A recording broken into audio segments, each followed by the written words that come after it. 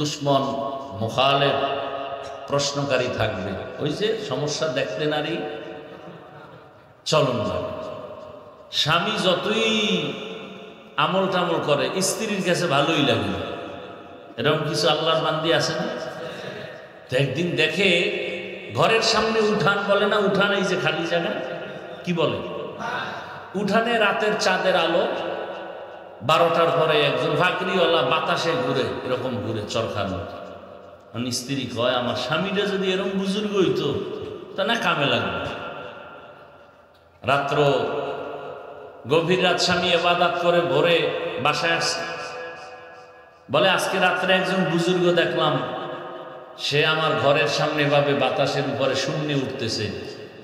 তুমি কি এর বুজুর্গ? এরকম এক বুজুর্গ হইলো কামে লাগবে।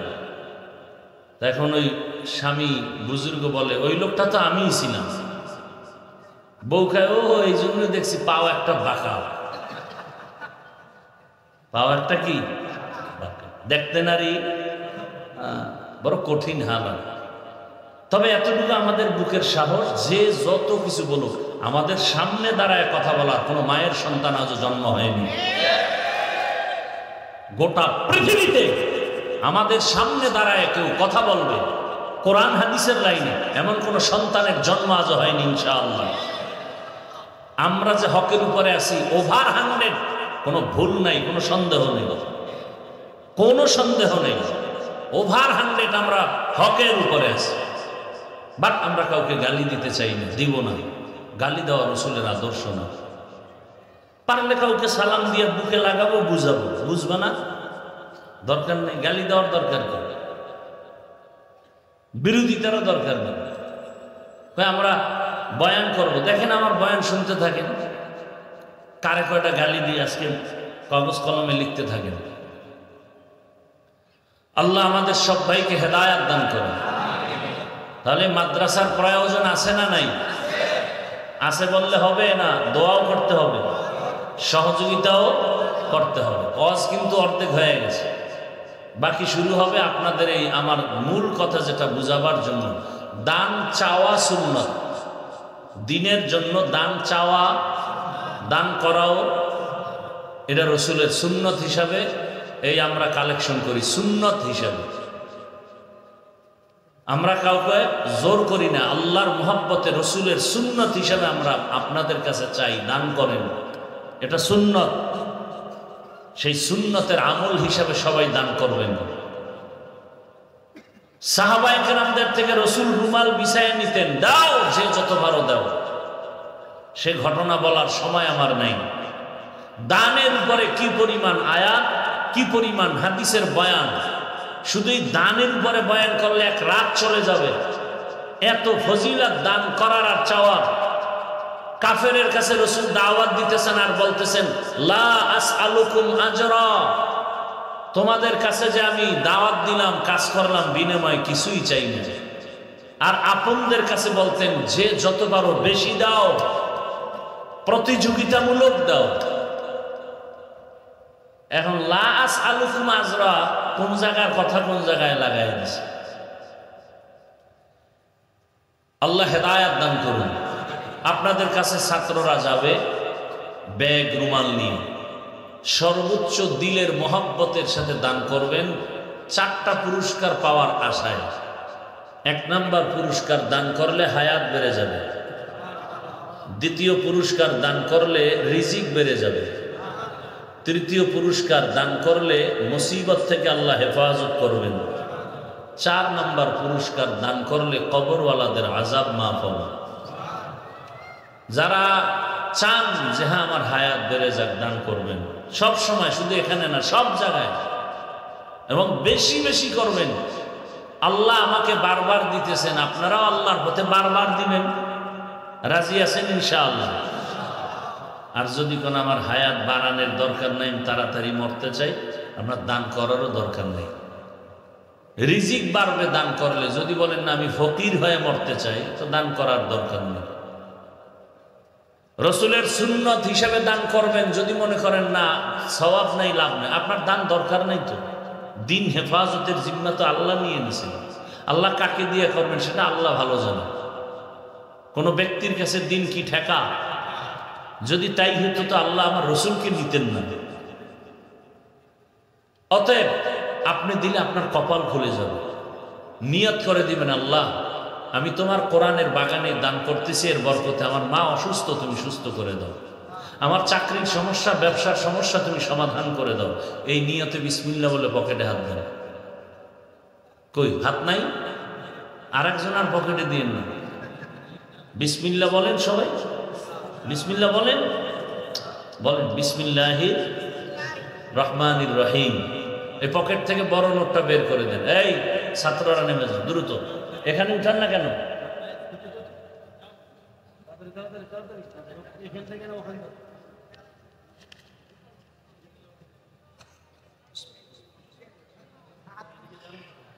সবাই সবাই কেউ যেন খালি না যায়। মা বোন থাকলে ওখানে ছোট বাচ্চা ছাত্রদেরকে পাঠায় দেন। মা বোনদের যদি প্যান্ডেল থাকে ওখানে দিয়ে দেন। মা বোনেরাও দান। হ্যাঁ হ্যাঁ, 20,000 টাকা দিছে এক আল্লাহর বান্দা, আল্লাহ কবুল করেন। হায়াতে ইজ্জতে রিজিকে বরকত বাড়ায় দেন। কবরওয়ালাদেরকে জান্নাত দান করেন। কেউ আমরা খালি ফিরাবো না ইনশাআল্লাহ। কালেকশন করে সবার ব্যাগগুলো এক হাতে জমা দিয়ে স্টেজে মা মাদ্রাসার অফিসে পৌঁছায় দাও।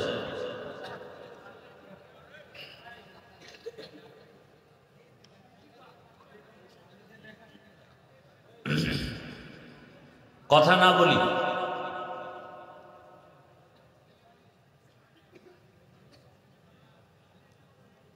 আলহামদুলিল্লাহ। এই বক্সের ভলিউম আর একটু বাড়াও। আলহামদুলিল্লাহিল্লাযী জাআলাশ শামসা ওয়াল কমারা বিহুসবান ওয়ান নাজমা ওয়াশ শাজারা ইয়াসজুদান ওয়া ফাদ্দালা জামানান আলা জামান কামা ফাদ্দালা মাকানান আলা মাকান ওয়া ইনসানান আলা ইনসান ওয়া নাশহাদু আন লা ইলাহা ইল্লাল্লাহু ওয়াহদাহু লা শারীকা লাহু লা জিদ্দা লাহু ওয়া লা নিদ্দা লাহু ওয়া লা মিসলা লাহু ওয়া নাশহাদু আন্না সাইয়্যিদানা ওয়া সানাদানা ওয়া হাবিবানা ওয়া হাবিবা রাব্বিনা ওয়া তাবিবানা ওয়া তাবিবা কুলুবিনা ওয়া মাওলানা মুহাম্মাদান আবদুহু ওয়া রাসূলুহু। আল্লাহুম্মা সাল্লি আলা মুহাম্মাদিন নাবিয়্যিল উম্মিয়্যি ওয়া আলা আলিহি ওয়া সাল্লিম তাসলিমা। ওয়া বা'দু ফাআউযু বিল্লাহি মিনাশ শাইতানির রাজীম। বিসমিল্লাহির রহমানির রহিম। ওয়া আম্মা মান খাফা মাকামা রাব্বিহি ওয়া নাহান নাফসা আনিল হাওয়া ফাইন্নাল জান্নাতা হিয়াল মাওয়া। وقال رسول الله صلى الله عليه وآله وسلم اتق المحارم تكن أعبد الناس. صدق الله مولانا العظيم وصدق رسوله النبي الأمي الكريم ونحن على ذلك من الشاهدين والشاكرين والذاكرين والحمد لله رب العالمين. سبحانك لا علم لنا إلا ما علمتنا علمتنا إنك أنت العليم الحكيم رب اشرح لي صدري ويسر لي أمري واحلل عقدة من لساني يفقه قولي निगाह मुमिन से तो बदल जाती है तकदीर निगाह मुमिन से तो बदल जाती है तकदीर ये बंदा की कुव्वत नहीं कुदरत का इशारा ये बंदा की कुव्वत नहीं कुदरत का इशारा ऐ मर्द खिरद तर्क मासी की जरूरत ऐ मर्द खिरद तर्क मासी की जरूरत अब सोहबत सालिह की सवा कोई नहीं चारा अब सोहबत सालिह की सवा कोई नहीं चारा मरदूद है पीछे हमें खबर नहीं लेकिन मरदूद है पीछे हमें खबर नहीं लेकिन एक वक्त में हालाक जो अमाल है सारा एक वक्त में हालाक जो अमाल है सारा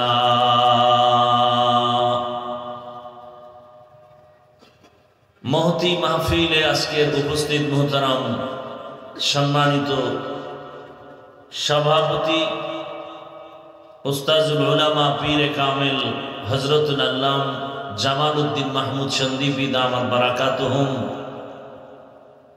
অন্যান্য অতিথিবৃন্দ হযরত উলামায়ে কেরাম অত্র অঞ্চলের বিভিন্ন স্থান থেকে আগত আল্লাহ পাকের আশিকিন জাকিরিন শাকিরিন মুহিব্বিন মুরব্বিয়ান আযম কলিজার টুকরা আমার সমবয়সী যুবক বন্ধুগণ স্নেহের ছোট ভাই পর্দার আড়ালে মা ও বোনেরা আল্লাহ পাকের দরবারে শুকর যে আল্লাহ পাক আমাদেরকে সুস্থ রেখেছেন আলহামদুলিল্লাহ জীবনের এক অমূল্য সম্পদের নাম সুস্থতা টাকা পয়সা বাড়ি গাড়ি সব আছে কিন্তু আপনি আমি অসুস্থ জীবনের কোনো দাম টাকা পয়সা বাড়ি গাড়ি তেমন নাই কিন্তু আপনি আমি সুস্থ আপনার আমার মতো সুখী কেউ আল্লাহ আমাদের এই সুস্থতাকে দায়েমান কবুল করেন দয়াময় রব্বুল আলামিনের সুস্থতা টিকাইয়া ধরে রাখার জন্য আল্লাহ একটা মহা ঔষধ দিয়েছেন ফ্রি ঔষধটা কে দিয়েছেন কত টাকার বিনিময় বলেন ফ্রি কেমন মহা ঔষধ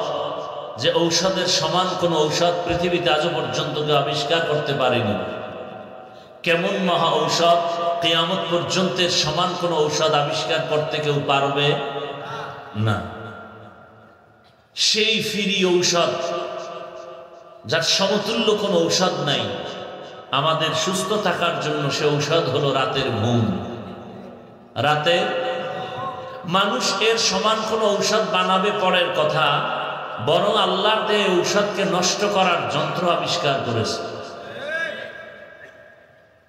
আমার কলিজার যুবকদের হাতে দুইটা মরণাস্ত্র আছে কয়টা একটা অদৃশ্যমান মরণাস্ত্র আর একটা হলো দৃশ্যমান মরণাস্ত্র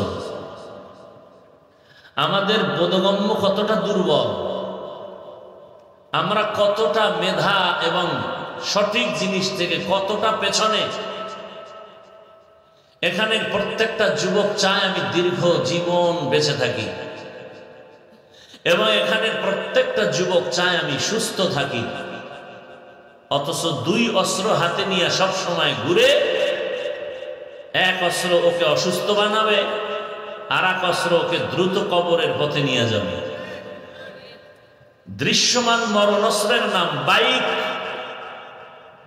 বাইক বাইক কি বলে এদিকে মোটর সাইকেল এটা দৃশ্যমান মরণাস্ত্র যুবকদের জন্য আর অদৃশ্যমান মরণাস্ত্রের নাম মোবাইল বাইক তোমাকে কবরের দিকে দ্রুত ডাকতেছে মোবাইল তোমাকে অসুস্থতার দিকে ধেয়ে নিয়ে যাচ্ছে খবর নাই তোমার বরং এই দুইটাকে পাওয়ার জন্য তুমি মায়ের সাথে তর্ক করো, বাবার সাথে তর্ক করো, না খেয়ে থাকো, আমাকে বাইক দিতে হবে, মোটর সাইকেল দিতে হবে, আমার তাড়াতাড়ি মরতে হবে।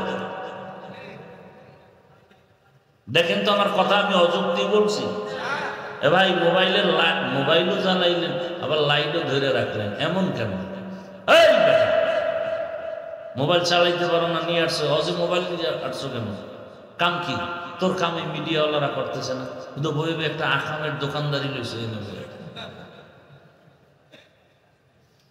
আল্লাহ হেদায়াত দান করুন, ডিস্টার্ব করবেন না।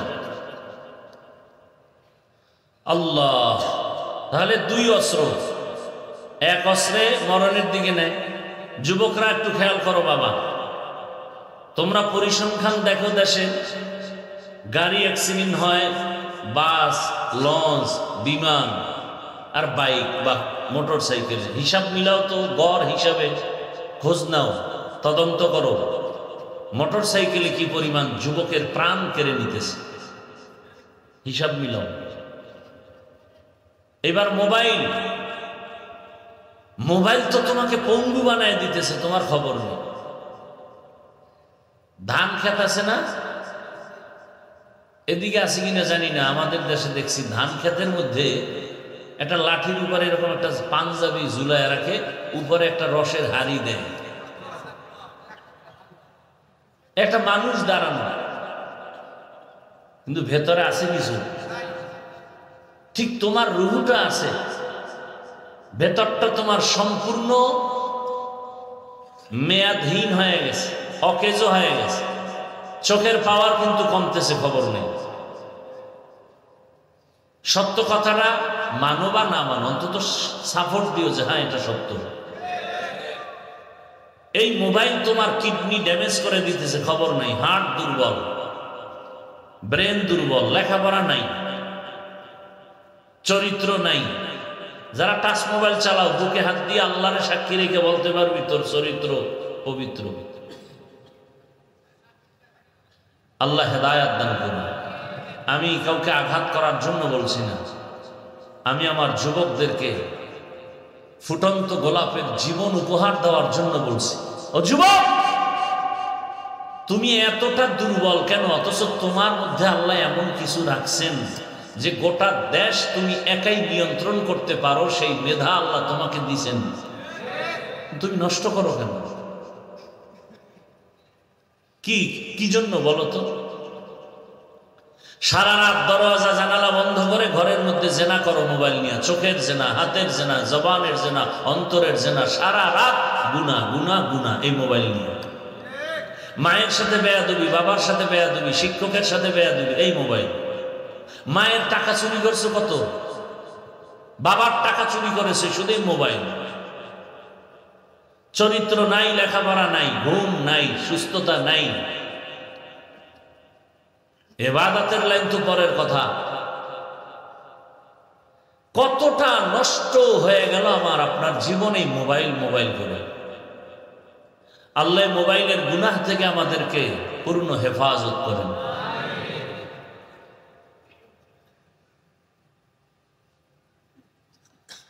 সুস্থ থাকতে চাই, কিন্তু অস্ত্র নিয়ে রাখছি হাতের মধ্যে, অল টাইম অসুস্থ হওয়া।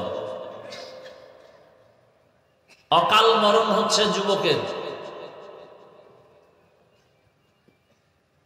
আজকে শেষ পর্যন্ত দোয়া করে যাওয়ার মতো নিয়ত করে বসছেন নাকি আগেই ভাববেন?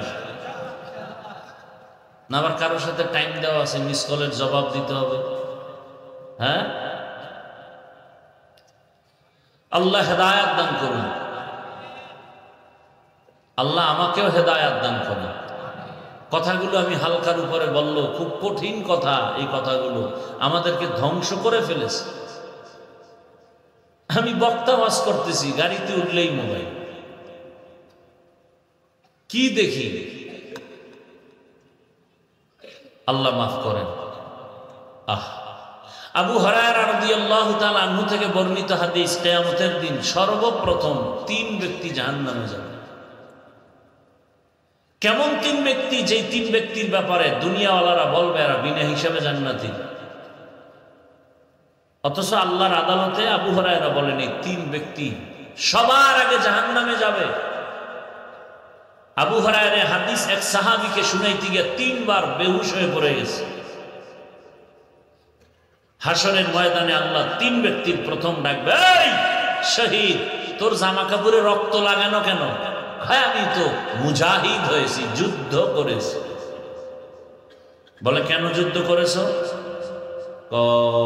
দিন জিন্দা করার জন্য। হ্যাঁ, মানুষ তো এটাই জানে, আমি তো তোর ভেতরেরটা জানি, এটা মানুষ জানে না। তোর ভেতরেরটা কি জানি? তোকে মানুষ বীর যোদ্ধা বলবে, এই বাহা বাহা পাওয়ার জন্য তুই যুদ্ধে গেছ। তোর নামে স্মৃতি অঙ্কন হবে, ইতিহাসের পৃষ্ঠায় তোমার নাম লেখা হবে। সেই পাওয়া তোমার ভেতরের যে চাওয়া ছিল সে তো দুনিয়ায় পেয়ে গেছো। আল্লাহ বলবে, এই জাহান্নামের ফেরেশতা, একে শিকল লাগাও, জাহান্নামে নিয়ে যাও। দ্বিতীয় আমার মতো মোল্লারে ডাকবে, এই মাওলানা সাহেব আসো, তোমারে আমি সুন্দর কণ্ঠ দিলাম, বয়ান করলা, এলেম দিলাম কোরআন হাদিসের, কি করছো? ও আল্লাহ, তুমি জানো না গোটা দুনিয়াটারে পাগল বানায় ফেলেছে দাওয়াত দিয়া। আল্লাহ কয়, মানুষ তো তাই জানে, আমি তো তোর ভেতরেরটা জানি। তোর নাম ছোট হইলে মনে কষ্ট আসতো, কেউ জানতো না, আমি জানি। তোর নামে আল্লামা না লেখলে তোর মন খারাপ, কেউ জানে না, আমি জানি। হাদিয়া কম পাইলে রাগ করতো মনে মনে, আর ডেট নিবা না, কেউ জানে না, আমি জানি। তোমারে মানুষ জানে বড় বক্তা, আমি জানি তুই সারা রাত মোবাইলে গুনাহ করো। মানুষ জানে তুমি একজন বড় ইমাম সাহেব, কিন্তু মানুষ জানে না, আমি জানি তুই সারা রাত মোবাইলে অন্যায় করেছ। জাহান্নামের ফেরেশতাকে ধরো, এই আলেমকে জাহান্নামে নিয়ে যাও। শেষে ডাকবে, এই দান করলেওয়ালা দানবী, আহো, তোমারে আমি ফকির না বানায় ধনী বানাইছি, করছো কি টাকা পয়সা? আল্লাহ, মসজিদ মাদ্রাসা করছি না, অনেক কিছু করেছি, দান সৎকা করেছি। আল্লাহ বলবেন, মানুষ তো তাই জানে, আমি তো তোর ভেতরেরটা জানি। মসজিদে দান করেছো 50,000, চায়ের দোকানে চাপাবাজি করেছো, মসজিদে আমি করে দিছি। দান করেছো 10,000, নাম না কইলে মনে কষ্ট লাগছে, কেউ জানে না, আমি জানছি। এরকম লোক নাই?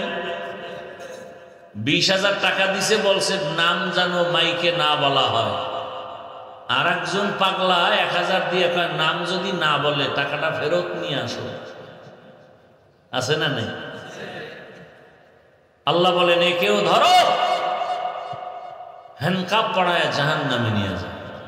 তাহলে শহীদ, আলেম, দানবী, এদের অবস্থা যদি এমন হয়, আপনার আমার উপায় কি? একটু চিন্তা করা উচিত তো ভাই। আল্লাহ তো চিন্তা করার মতো মেধা মানুষকে দিছেন, কোনো ভিন্ন কোনো প্রাণীকে আল্লাহ দেন না। আল্লাহ আমাদেরকে হেদায়েত দান করুন। আজকের আয়োজনে আল্লাহ আমাদেরকে হাজির করেছেন, আল্লাহ দয়া করে এনেছেন। শুনলাম কয়েকদিন আগে বৃষ্টি হয়েছে, আল্লাহ আমাদেরকে দয়া করে নিয়ে আসছেন। আর একবার কি শুকর আদায় করা যাবে? সবাই জিব্বা নারায় মহাব্বতে পড়েন আলহামদুলিল্লাহ। দরুদ ও সালাম সৈয়দুল মুরসালিন রাহমাতুল লিল আলামিন শফিউল মুজনিবিন খাতামুন নবিয়্যিন সৈয়দুস সাকালাইন ইমামুল মুরসালিন শফিয়ে আযম রাসূল আকরাম রহমতে আলম নবিয়ুল আরব আল আজম হাবিব কিবরিয়া আশরাফুল আম্বিয়া সৈয়দুল আম্বিয়া শফিয়ে মাহশর সাকিয়ে কৌসর আকায়ে নামদার মদিনাহ কা তাজদার आफताब नबूवत फ़ख्र मौजूदात सैयदुल मखलूक़ात हज़रत मुहम्मदुर रसूलुल्लाह सल्लल्लाहु अलैहि व आलिहि वसल्लमेর উপর, নবীর উপরে বেশি বেশি দরুদ পড়বেন। পড়বেন নি? আবার বাথরুমে গিয়ে শুরু করেন, সব সময় হাঁটতে বসতে উঠতে চলতে দরুদ সাল্লাল্লাহু আলাইহি ওয়া আলিহি ওয়াসাল্লাম, সাল্লাল্লাহু আলাইহি ওয়া আলিহি ওয়াসাল্লাম। যত পড়বেন সম্মান বাড়তেই থাকবে। চোখে তাকায় দেখবেন এই সম্মান আপনি পাওয়ার না, কিন্তু পাইতেছেন। দরুদের বরকতে। ব্যবসার ঝামেলা, চাকরির সমস্যা, দরুদের আমল চালু করেন, সব সমাধান হয়ে যাবে। আল্লাহ আমাদেরকে বেশি বেশি বেশি বেশি দরুদের আমল করার তৌফিক দান করেন। যাদের অক্লান্ত পরিশ্রমের মাধ্যমে আজকের আয়োজন, মাদ্রাসা কর্তৃপক্ষ, এলাকাবাসী, আল্লাহ প্রত্যেককেই এ খেদমতের বরকতে দুনিয়াতে শান্তি, পরকালে মুক্তির ব্যবস্থা করে দিন। ওলামায়ে হযরত আলোচনা রেখেছেন দীর্ঘ সময়, আপনারাও শুনছেন। আল্লাহ উলামায়ে কেরামদের কথাগুলো সহি তরিকায় আমল করার তৌফিক দান করেন। উলামায়ে কেরামের ইজ্জতকে আল্লাহ বেশি বেশি বাড়ায় দেন। যারা আলেমদের বিরুদ্ধাচরণ করে বিভিন্ন মাধ্যমে আল্লাহ তাদের হেদায়াত দান করেন। আমি এক আয়াতে কারিমা, রসুলের একটি হাদিস পড়েছি, তরজমাটা বলে এরপরে কিছু ব্যাখ্যা যদি আপনারা শুনতে চান, আল্লাহ যদি তৌফিক দেন তো আমি শোনাবার চেষ্টা করব। আর আপনারা যদি অনাগ্রহী হন তাহলে আস্তে করে দোয়া করে বিদায় নিব। উঠা বসা করবেন না, এই বেয়াদবি যেন মজলিসে না হয়। এটা এখন আর আপনাদের এলাকার নামে নাই, এটা আল্লাহর আদালতে এখন বেহেশতের বাগান। আল্লাহ আরশে আজিমে এরকম এক মজলিস ফেরেশতাদেরকে নিয়ে মিলাইয়ে রেখেছেন, ওখানে আমাদের প্রশংসা হচ্ছে। সর্বশেষ আল্লাহ ঘোষণা দিচ্ছেন, আজকের এই প্যান্ডেলে যারা আসছে ফেরেশতারা সাক্ষী থাক, আমি সবার জীবনের সব গুনাহ মাফ করে দিলাম। অতএব জীবনে তো কম সময় নষ্ট করলেন না, আজকে নিয়ত পাক্কা করে ফেলেন যে ইনশাআল্লাহ দোয়া করে যাব। আসলে এটা এমন একটা প্যান্ডেল, এখানে আসতে কপাল লাগে, সব কপালওয়ালার এখানে আসতে পারে না। এখানে বসতেও কপাল লাগে, মোনাজাত দিয়া যেতেও কপাল লাগে, এই কপাল সবার হয় না। বাড়ির থেকে অনেকে আসছে, আজকে ওয়াজে যাইতেছি মোহনগঞ্জ না, কিন্তু আইসা প্যান্ডেল এই বেহেশতের বাগানে ঢুকার কপাল হয় নাই। কই মার্কেট আসেনি? হ্যাঁ, সেখানে ঘুরতেছে, গল্প করতেছে, চানাচুর, বাদাম, জিলাপি, আর মাইকের আওয়াজের বয়ানও শুনতেছে। আর ওদিক দিয়া যুবক যুবতীদের চেহারাও দর্শন হচ্ছে। এক গুলিতে তিনটা পাইতেছে, হ্যাঁ, খাওন, চোখের শীতলতা দেখুন, আর বয়ানও শুনতেছে। সান কপাল্লা সব, হ্যাঁ, এগুলো এখানে আসার কপাল হয়নি।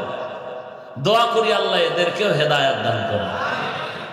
আর একদল এখানে আসছে ঠিকই, বসছেও ঠিক, কিন্তু কলবের দরজা বন্ধ করে রাখছে, সামনে মোবাইল নিয়ে। আমি কথা যা বলি হাসতে হাসতে যাই, আপনারা শুনেন আর বলেন। আমার কথা খুব হৃদয়ের চূড়ান্ত মহব্বত থেকে বলছি। একটা কথা আমি হালকা করে বলি না, ফাউল বলি না, এবং খুব গুরুত্বপূর্ণ কথা। যারা মোবাইল হাতে নিয়ে ব্যস্ত তাদের কলবের দরজা বন্ধ। এদের বয়ান সব মোবাইলে ঢুকবে, কলবে ঢুকবে না। মোনাজাতের পরে জিনেরা মোবাইল নিয়ে যাবে, কানবে আর বলবে আমও গেল, সালাও গেল। আর একদল ওয়াজে আইছে, বেলুন কিনছে, বেলুন, মাছ। বাসায় গেলে বউ কইব কি পাইছো? ভাই মোনাজাতে বেলুন কবুল হয়ে গেছে। আছে না নাই? চিন্তা করতে পারেন আপনি। এই সমস্ত জিনিস ওয়াজে আসবে কেন? বহু দূর থেকে আপনারা আসছেন, দুই একটা খানার দোকান থাকতে পারে। এমন দোকান থাকবে কেন সেখানে মেয়ে ঢুকবে, ছেলে ঢুকবে, বেপরদার আড্ডা হবে। এটাও একটা পরীক্ষা। ওটা জাহান্নামের বাগান, এটা বেহেশতের বাগান। পরীক্ষা চলছে, তুমি ঢুকতেছো বুঝ। কেমন পরীক্ষা দেখছেন নিজে? সামনে বাইতুল্লাহ, তাওয়াফ করতেছি, ডানে মহিলা, বামে মহিলা, সামনে পেছনে মহিলা, মাঝখানে বাইতুল্লাহ রেডি, আল্লাহ তাকানো আছেন, পরীক্ষা চলতেছে, কঠিন পরীক্ষা।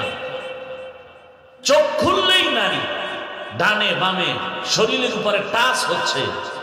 এখান থেকেই কামিয়াব হওয়া, চূড়ান্ত পরীক্ষা হলেই সে কামিয়াব। আর যে ফেল, সে দুনিয়ায় ফেল, আখেরাতেও ফেল। পরীক্ষা চলছে, মন্দিরের দরজা খোলা, মসজিদের খোলা, ঢুকবা কই? ওয়াজের প্যান্ডেলের বয়ান চলছে, যাত্রার গানের প্যান্ডেল চলছে, কোন দিকে ঢুকবা? নিজের স্বাধীনতা দিয়ে দিলাম আমি আল্লাহ। কেন? পরীক্ষার হল। এজন্য আবার একদল আসছে পড়ছে, মোবাইল টোবাইল নিয়ে বয়ানও শুনতেছে, কিন্তু নফস তো বসে আছে, বারবার একটা আঘাত করবে। আর কত? এই পুরান বয়ান থেকে আমরা আগেও শুনছি। আচ্ছা ঠিক আছে, চল বাহিরে একটু ঘুরে আসি, কেমন দোকানপাটের কি হালাত। বলে তো বয়ানের কি হবে? বয়ান সকালে এই যে মিডিয়া থেকে নিয়ে নিবি যদি প্রয়োজন হয়। এইভাবে ওয়াসওয়াসা দিয়ে একদলকে মোনাজাতের আগে উঠায় নিবি।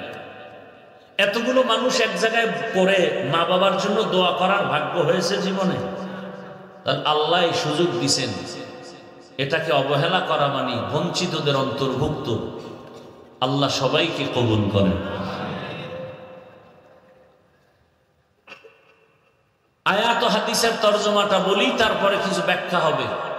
আল্লাহ বলেন, ওয়া আম্মা মান খাফা মাকামা রাব্বিহি ওয়া নাহান নাফসা আনিল হাওয়া ফাইন্নাল জান্নাতা হিয়াল মাওয়া। হাসরের ময়দানে আমার আদালতে দাঁড়াইয়া হিসাব দেওয়ার ভয়, জমিনে যে নিজেকে গুনাহ থেকে বাঁচাবেন, আল্লাহ বলেন আমি ওয়াদা করলাম তাকে বিনা হিসাবে জান্নাত দিব। রহমতের নবী বলেন, ইত্তাকিল মাহারিম তাকুন আ'বাদান নাস। ও দুনিয়ার উম্মত, তোমরা আল্লাহর নিষিদ্ধ জিনিস থেকে নিজেকে বাঁচাও, আল্লাহ তোমাদের মর্যাদা বাড়ায় দিবেন। আল্লাহর কাছেও মর্যাদা বাড়বে, উম্মতের কাছেও মর্যাদা বেড়ে যাবে। তরজমা শেষ। এবার ব্যাখ্যা। হাদিসের উপরে 2-3 মিনিট কথা। পৃথিবীতে আল্লাহ মানুষ পাঠাবার আগেই সিদ্ধান্ত ফাইনাল, মানুষ হবে সৃষ্টির শ্রেষ্ঠ। সিদ্ধান্ত কার? অস্থায়ী না স্থায়ী? স্থায়ী। আল্লাহর স্থায়ী সিদ্ধান্ত মানে নাই কে? কে মানে না? ওয়ালাকাদ কাররামনা বানি আদম ওয়া হামালনাহুম ফিল বাররি ওয়াল বাহরি ওয়া রাযাকনাহুম মিনাত তাইয়্যিবাত ওয়া ফাদ্দালনাহুম আলা কাসীরিন মিম্মান খালাকনা তাফদীলা। বনি আদম বড় দামি, এদের মতো শ্রেষ্ঠ মর্যাদার আর কোন প্রাণী আল্লাহ দেন নাই। আল্লাহ বলেন, ও দুনিয়ার মানুষ, তোমাদেরকে শ্রেষ্ঠ মর্যাদা দিয়া জমিনে আমি পাঠানোর পর তোমাদের চলার জন্য উত্তম ব্যবস্থা করেছি। জমিনে চলার রাস্তা দিলাম, পানির মধ্যে কিভাবে চলবা সে ব্যবস্থাও করে দিলাম। দুনিয়ার সব প্রাণীরা রাস্তায় চলে, মানুষ তোমার চলার পথটা অনেক সুন্দর, অনেক পিওর। মানুষের চলার রাস্তার মতো বাঘের রাস্তা আসেনি, সাপের রাস্তা আসেনি, আছে কিন্তু এইরকম না। গরুও চলে, হরিণও চলে, বাঘও চলে। দুনিয়াতে মানুষের চলার পথের মতো এত সুন্দর পথ জমিনে আর কোন প্রাণীকে আল্লাহ দেননি। পানির মধ্যে যেই লোহাটা ফেলে দিলে নিচে চলে যাবে, মানুষের মেধা খাটাইয়া ওই লোহা দিয়া জাহাজ বানায় ভাসাইয়া এক দেশ থেকে ভিন্ন দেশে ব্যবসার কাজে যায়। আমি আল্লাহ সম্মান দান করেছি, একটা জাহাজ তুফানে পড়ে আমি বাঁচাই, ইচ্ছা করলে ডুবিয়া যায়। যেমন টাইটানিক জাহাজ বানাইয়া তারা চ্যালেঞ্জ করেছিল, এই জাহাজ ডুববে না, কেউ পারবে না এটাকে নষ্ট করতে। কিন্তু সমুদ্রের মাঝে গিয়া হঠাৎ একটা বরফের পাহাড়ে বাড়ি লেগে সব কিছু নিঃশেষ ধ্বংস হয়ে গেল। আল্লাহর সাথে পাল্লা দিয়া কেউ আগাতে পারে নাই, পারবেও? আল্লাহর সাথে পাল্লা দিয়া কেউ আগাতে পারে নাই, কিয়ামত পর্যন্ত পারা সম্ভব না। আল্লাহ বলেন, পাল্লা না দিয়া মাথা নত করে নেও, আমি আল্লাহ তোমাকে বড় আদর করে সৃষ্টি করেছি। তোমার জন্য আমি আল্লাহ সর্বোত্তম খানার আয়োজন করেছি। এত সুন্দর খানা আমি পিপিলিকার খানাও দেই, আমি সমুদ্রের প্রাণীর খানাও দেই। জঙ্গলের হাজারো প্রাণীর খানা আমি দেই, উড়ন্ত পাখির খানাও আমি দেই। মানুষের খানা এত সুন্দর, এত পিওর হালাল এবং সুস্বাদু খানা কোনো প্রাণীকে দেই নাই। মানুষের খানাটা আমি আল্লাহ পিওর রাখছি, কাভার লাগাইয়া। ভাত খাবা, চালটাকে কাভারে ঢুকাইয়া রাখছি। কাভারে থাকলে নাম কি? ধান। রুটি খাবা, গমটাকে কাভারে আটকায় দিছি যেন ময়লা না যায়, তোমার কোনো ডিস্টার্ব না হয়, ক্ষতি না হয়। এখন তোমার ভাত রুটি সামনে রেডি, খাওয়ার জন্য তোমার তরকারি লাগবে, আমি আল্লাহ হাজার ধরনের তরকারির ব্যবস্থা করে দিলাম। কত শাকসবজি, পাকানোর জন্য লাগবে মশলা, তোর বাবায় দেয় নাই, আমি আল্লাহ জমিনের মধ্যে মশলার ব্যবস্থা করলাম। পেঁয়াজ দিলাম, রসুন আমি দিলাম, এলাচি দিলাম, দারুচিনি দিলাম। কে দিছেন? এবার এগুলো দিয়ে মশলা বানাও, বানায় তরকারি পাকাও। কত ধরনের শাকসবজি, এগুলো আবার কাবারে ঢুকানো। প্রত্যেকটার উপরে কাবার লাগানো আছে না নাই? বা কিছু কিছু সবজি আছে কাবার শুদ্ধা খাবি, তাই কাবারের শুদ্ধা যদি খাও, কাবারের উপরে ময়লা কি করবা? এক নাম্বার কথা, এগুলো এমন কাবার ময়লা বেশি আটকাইতে পারে না। নাম্বার দুই, এমন স্বচ্ছ পানি দিলাম ফ্রি, পানি দিয়ে ধুয়া পরিষ্কার করো। এরপরে বলে না তরকারি আর কত খাবো, মজা লাগে না? আমি আল্লাহ তোমার জন্য হাজারো ধরনের মাছ ব্যবস্থা করলাম, তাও আবার কাবারে আটকায় দিলাম। কাবার খুলিয়া তারপরে তুমি মাছ খাও। বলে এখন আর কত মাছ খাবো, ভালো লাগে না। এবার তোমার জন্য আমি হালাল ভাবে গোশত দিলাম। গরু খাও, দুম্বা, এরপরে বকরি, উট, হরিণ, কত কিছু আমি হালাল করে দিলাম। এবার খানার টেবিলে দস্তারখানে কয়েক ধরনের সবজি, কয়েক ধরনের মাছ, কত ধরনের গোশত রেডি। খাও না কেন? রুচি নাই। কি নাই? রুচি নেই। এবার ডাক্তারের কাছে গিয়ে কয় ঔষধ দাও রুচির। আল্লাহ কয় রুচির ঔষধ আমি দিলাম। কেমনে? কয়েকটা টমাটো ল, 2টা শশা কাট, এর সাথে 3টা কাঁচামরিচ মার, এটারে গোলায়া সরিষার তৈল দিলাম আমি। এবার তুই সালাদ বানায় একটা টান মার, দেখবি তরকারি ছাড়া 3 প্লেট নাই। আরে বাঙালির সামনে বললে উপায় আছে না? ডাক্তারকে মিষ্টি খাওয়া হারামে, সবে পড়াতে গেছে মসজিদে জেলাপি খেয়ে, যাইয়া হেন কিলাকিলি একদম। বিষয় কি? প্যাকেট একটা পাইয়া আর একটার জন্য হাত বাড়াইছে। আছেন এরকম কিছু মানুষ? দ্বিতীয় প্যাকেটের জন্য যখন হাত বাড়াইছে, আর এক প্যাকেট বগলে চাপ দিয়ে রাখছে। আর একজন পিছনে দেখে যে আমি একটাই ভেনো 2টা লো, টানে বগলেরটা টান মারছে। টান মারানোর সাথে লাগছে কিলাকিলি। এক কিলাকিলিতে জেলাপি পায়ের তলে বইরা নাই। দুইজনে ধাক্কাধাক্কি করছে মোটামুটি 40 মিনিট। পরে দেখে মসজিদে কেউ নেই। এইবার মাথা গরম, জেলাপিও পাইলাম না, মাইর খাইলাম হুদা। মসজিদ থেকে বের হয় আর আল্লাহ এখানে আর আইন, জেলাপি পাইলাম না কেন? এই জন্য আমি মাঝে মাঝে বলি, মানুষের আল্লাহ নফস দিছেন 3টা, নফসে মুতমাইন্না, নফসে আম্মারা, নফসে লাওয়ামা। আর বাঙালির আর একটা নফস আছে বেশি, এটার নাম খাওয়ামা। এটার অভ্যাস হলো খালি খাওয়ান তালাশ করে, হালালও বাঁচে না, হারামও বাঁচে না, পাইলেই খায়, পাইলেই খায়। কুকুরের মতো, গরুর মতো, হাটে আর চাটে, হাটে আর চাটে, হাটে আর চাটে। আছে না নেই? আল্লাহ বলেন তোমার জন্য খানা দিলাম হালাল এবং পিওর। আমি আল্লাহ কেমন আদর করেছি। তোমার খানার অবশিষ্ট যেটা থাকে তাকে বলে জুটা, আমি আল্লাহ সেটাও পাক করে রাখলাম। আমি বোতল থেকে একটু পানি নিলাম, বাকি অংশ না পাক না পাক, এটা জুটা হয়ে গেছে। আবার আমরা স্বাভাবিকভাবে যে খানা খাই, মাছের কাটা, গোশতের হাড়, এটাও একটা জুটা, এটাও পাক। আল্লাহ কয় তোর এই জুটাটাও আমি অনর্থক ফালাই দিতে বলি নাই, এটা তুই এমন একটা ভালো জায়গায় রাখবি, এটা খাওয়ার জন্য আরো প্রাণীরা বসে থাকে, কুকুর খাবে, বিড়াল খাবে, সর্বশেষ জিনেরা খাবে। এই জন্য নবীর সুন্নত হলো জুতা কাটা পানির মধ্যে ফেলিও না, কারণ ওরা জিনে খাবে, কুকুর খাবে, বিড়াল খাবে, ওদের হক নষ্ট হয়ে যাবে, মজা পাবে না। বুঝেননি কিছু? আজকে এই সুন্নাতটার ওয়াদা করে যান,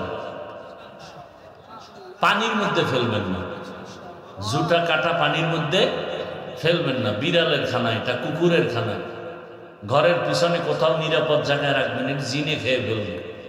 ওগো খাওয়ান দিবেন না, তামনে ধরবে না। জানালা দিয়ে ঢুকে কেউ বাতাস আইলো কেন, মাথা গরম, খাইতে ফেরে গেছে, ধুম জ্বর দইরে ফেলছে। আর এখন জিন খুব বেশি উৎপাত করে, মানুষের উপরে উপদ্রব বাড়ায় দিছে। কেন? ও থাকার ঘর বাড়ি জঙ্গল কাইটা বাঙালি সব সাফ করে, ওরা থাকবে কেন? কথা এটা মানুষের ঘরে ঢুকো। আর ওদের একটা ঘরের মধ্যে, প্রত্যেকের ঘরে একটা ওদের আড্ডাখানা আছে, বাথরুম। এরা বাথরুমে থাকে, এজন্য রসুল বলছেন খালি মাথায় খালি পায়ে বাথরুমে যায় না। আর আমরা বাথরুমের বানাইছি ওয়াশরুম। কি রুম? ওয়াশরুম। ওখানে উজু করি, উচিত না? বাঁচাও কঠিন, চেষ্টা করা দরকার। অজুখানা আলাদা করেন, ওয়াশরুম আলাদা করেন, বাথরুম আলাদা করেন। এবং বাথরুমে ঢুকার সুন্নত আছে না নাই? বাম পা দিয়া ঢুকবেন না কোন পা দিয়া? খালি মাথায় ঢুকা যাবে না, খালি পায়ে ঢুকা যাবে না। সুন্নাত অনুযায়ী বাথরুমে ঢুকবেন। কোনো বাথরুমে ঝামেলা আপনার হবে না, দুর্ঘটনা অনেকের হয় না, পড়ে গিয়ে মাথা শেষ, বুকে ব্যথা, দুর্ঘটনা হয়। জুতাও নাই, টুপিও নাই, একটা কাপড় দিয়ে যান, টুপি না একটা গামছা দিয়ে যান। বাথরুমে এভাবে যাবেন। রসুল তো সব শিখাই দিয়েছেন। বাথরুমে গিয়ে কিভাবে বসবেন নবী তাও শিখাই দিয়েছেন। মুশরিক বেঈমানেরা কয় তোমরা নবী কেমন নবী, কয় কেন? কয় বাথরুমের নিয়ম শিখায়। সাহাবায়ে কেরাম কামু শুধু নিয়ম শিখায় না, বাথরুমে গিয়ে কেমনে বসবো নবী তাও শিখায়। নবী বলেন বাম পায়ের উপরে ভর করে বাথরুমে বসবা, সুন্নত। হাঁটুর উপরে কাপড় উঠাবা না, সুন্নত। আর কাপড় যদি ঘরের ভিতরে ধুইয়া দৌড় দেয়, এটা উঠাবার টাইম নেই, কাইতে হয়ে যাবে বাথরুম। আর যেই খাওয়ন খায় বাঙালি, বাথরুমের দরজা খোলার টাইম পায় না, এমার্জেন্সি নিম্নচাপ শুরু হয়ে যায়। আল্লাহ হেদায়েত দান করে। আর বিসমিল্লাহ তো নাই, ডান হাতে বাম হাতে হোমানে খা। জিগাইলে আঙ্গু আটকানোর জন্য বুদ্ধি লয়ে বয়ে দিস। কাউজুর এত ফতুয়া দেন কেন? ডান হাতেও আল্লাহ, বাম হাতেও আল্লাহ। কিছু ভদ্রলোকের আবার দেখি এরা ডান হাতে ভাত খায় ঠিক, বাম হাত দিয়ে আবার লবণ নেয়নি। বিষয় কি? বলে বাম হাত তো বাথরুমে ব্যবহার হয়, ওখানের একটা ফ্লেভার আলাদা আছে, যেন লবণের সাথে একটু মিক্স করা হয়। আর কেমনে লজ্জা দিলে জাতি সোজা হবে আমার জানা না। আল্লাহ হেদায়েত দান করুন। হায় হায় হায়, কষ্ট হইতেছে আপনাদের। তো আল্লাহ মর্যাদা বাড়াইয়া তারপরে মানুষ বানাইলেন। কিন্তু এখানে হাদিস, যদি তুমি হারাম থেকে বাঁচো মর্যাদা বেড়ে যাবে। অন্য হাদিসে নবী বলেন মান তাওয়াযা লিল্লাহ রাফাআহুল্লাহ, যদি বিনয়ী হয়ে চলো আল্লাহ তোমার মর্যাদা বাড়াবেন। আরে মানুষের মর্যাদা তো সৃষ্টির আগের থেকেই, আবার বাড়াবেন তার ব্যাখ্যা কি? বলে ব্যাখ্যা হলো শুনো, তুমি যে মানুষের মধ্যে তোমার একদিকে মর্যাদা আলাদা, কেন? তোমার ঈমান আছে, বেঈমানের সামনে তোমার মর্যাদা বেশি। ঈমান আছে ঠিক, কিন্তু মর্যাদা বাড়বে কেন? কয়েকবার তুমি আমল করো, যাদের আমল নাই তাদের সামনে তোমার মর্যাদা বেড়ে যাবে। আবার একদল ঈমান আছে, আমল আছে, তুমি ইখলাস নাই, ইখলাস নিয়ে চলো, তোমার মর্যাদা তাদের উপরে বেড়ে যাবে। ইখলাস আছে, তাকওয়া আছে, ঈমান আমল সব আছে, এবার মর্যাদা কিভাবে বাড়বে? বলে এখন তোমারে ভালোবাসে কয়জন মানুষ? ফেসবুকের ফলোয়ার দেখ, 500 ফলোয়ার, এটি আমার সব একুরেট বন্ধু। একজনে বলছে না, কে তোর বন্ধু জানোনি? তুমি যাকে ভালোবাসো সে তোমার বন্ধু না, তোমাকে যে ভালোবাসে সে তোমার বন্ধু। তোমাকে যে ভালোবাসে সে তোমার আসল বন্ধু, তুমি যাকে ভালোবাসো সে তোমার আসল না। বরং সে তোমার দুশ্মন, স্বার্থে আঘাত লাগলেই ছুরি রেডি। এখন বাংলাদেশের নোংরামি কেমন, মানুষ মারার জন্য দুশ্মন লাগে না, নিজের আপন বন্ধুই রেডি। আল্লাহ হেদায়াত দান করুন। ভাইরা আমার, তোমাকে এখন 500 লোক ভালোবাসে, বিনয় হয়ে চলো, হারাম থেকে বাঁচো, তাকওয়ার উপরে চলো, ভালোবাসা মানুষের বেড়ে যাবে। বলে কেমন? এক পর্যায়ে দেখবা গোটা দেশের আমার মুমিন ভাইরা এই পরিমাণ ভালোবাসবে, আরো বাড়বে নিকা, হ্যাঁ আরো বাড়বে। এক পর্যায়ে দেখবা বিনয়ী হয়ে যখন চলবা, আমার আল্লাহকে নিয়ে যখন চলবা, তখন দেখবা শুধু মুমিন না, বেঈমানেরাও তোমাদের ভালোবাসা শুরু করবে।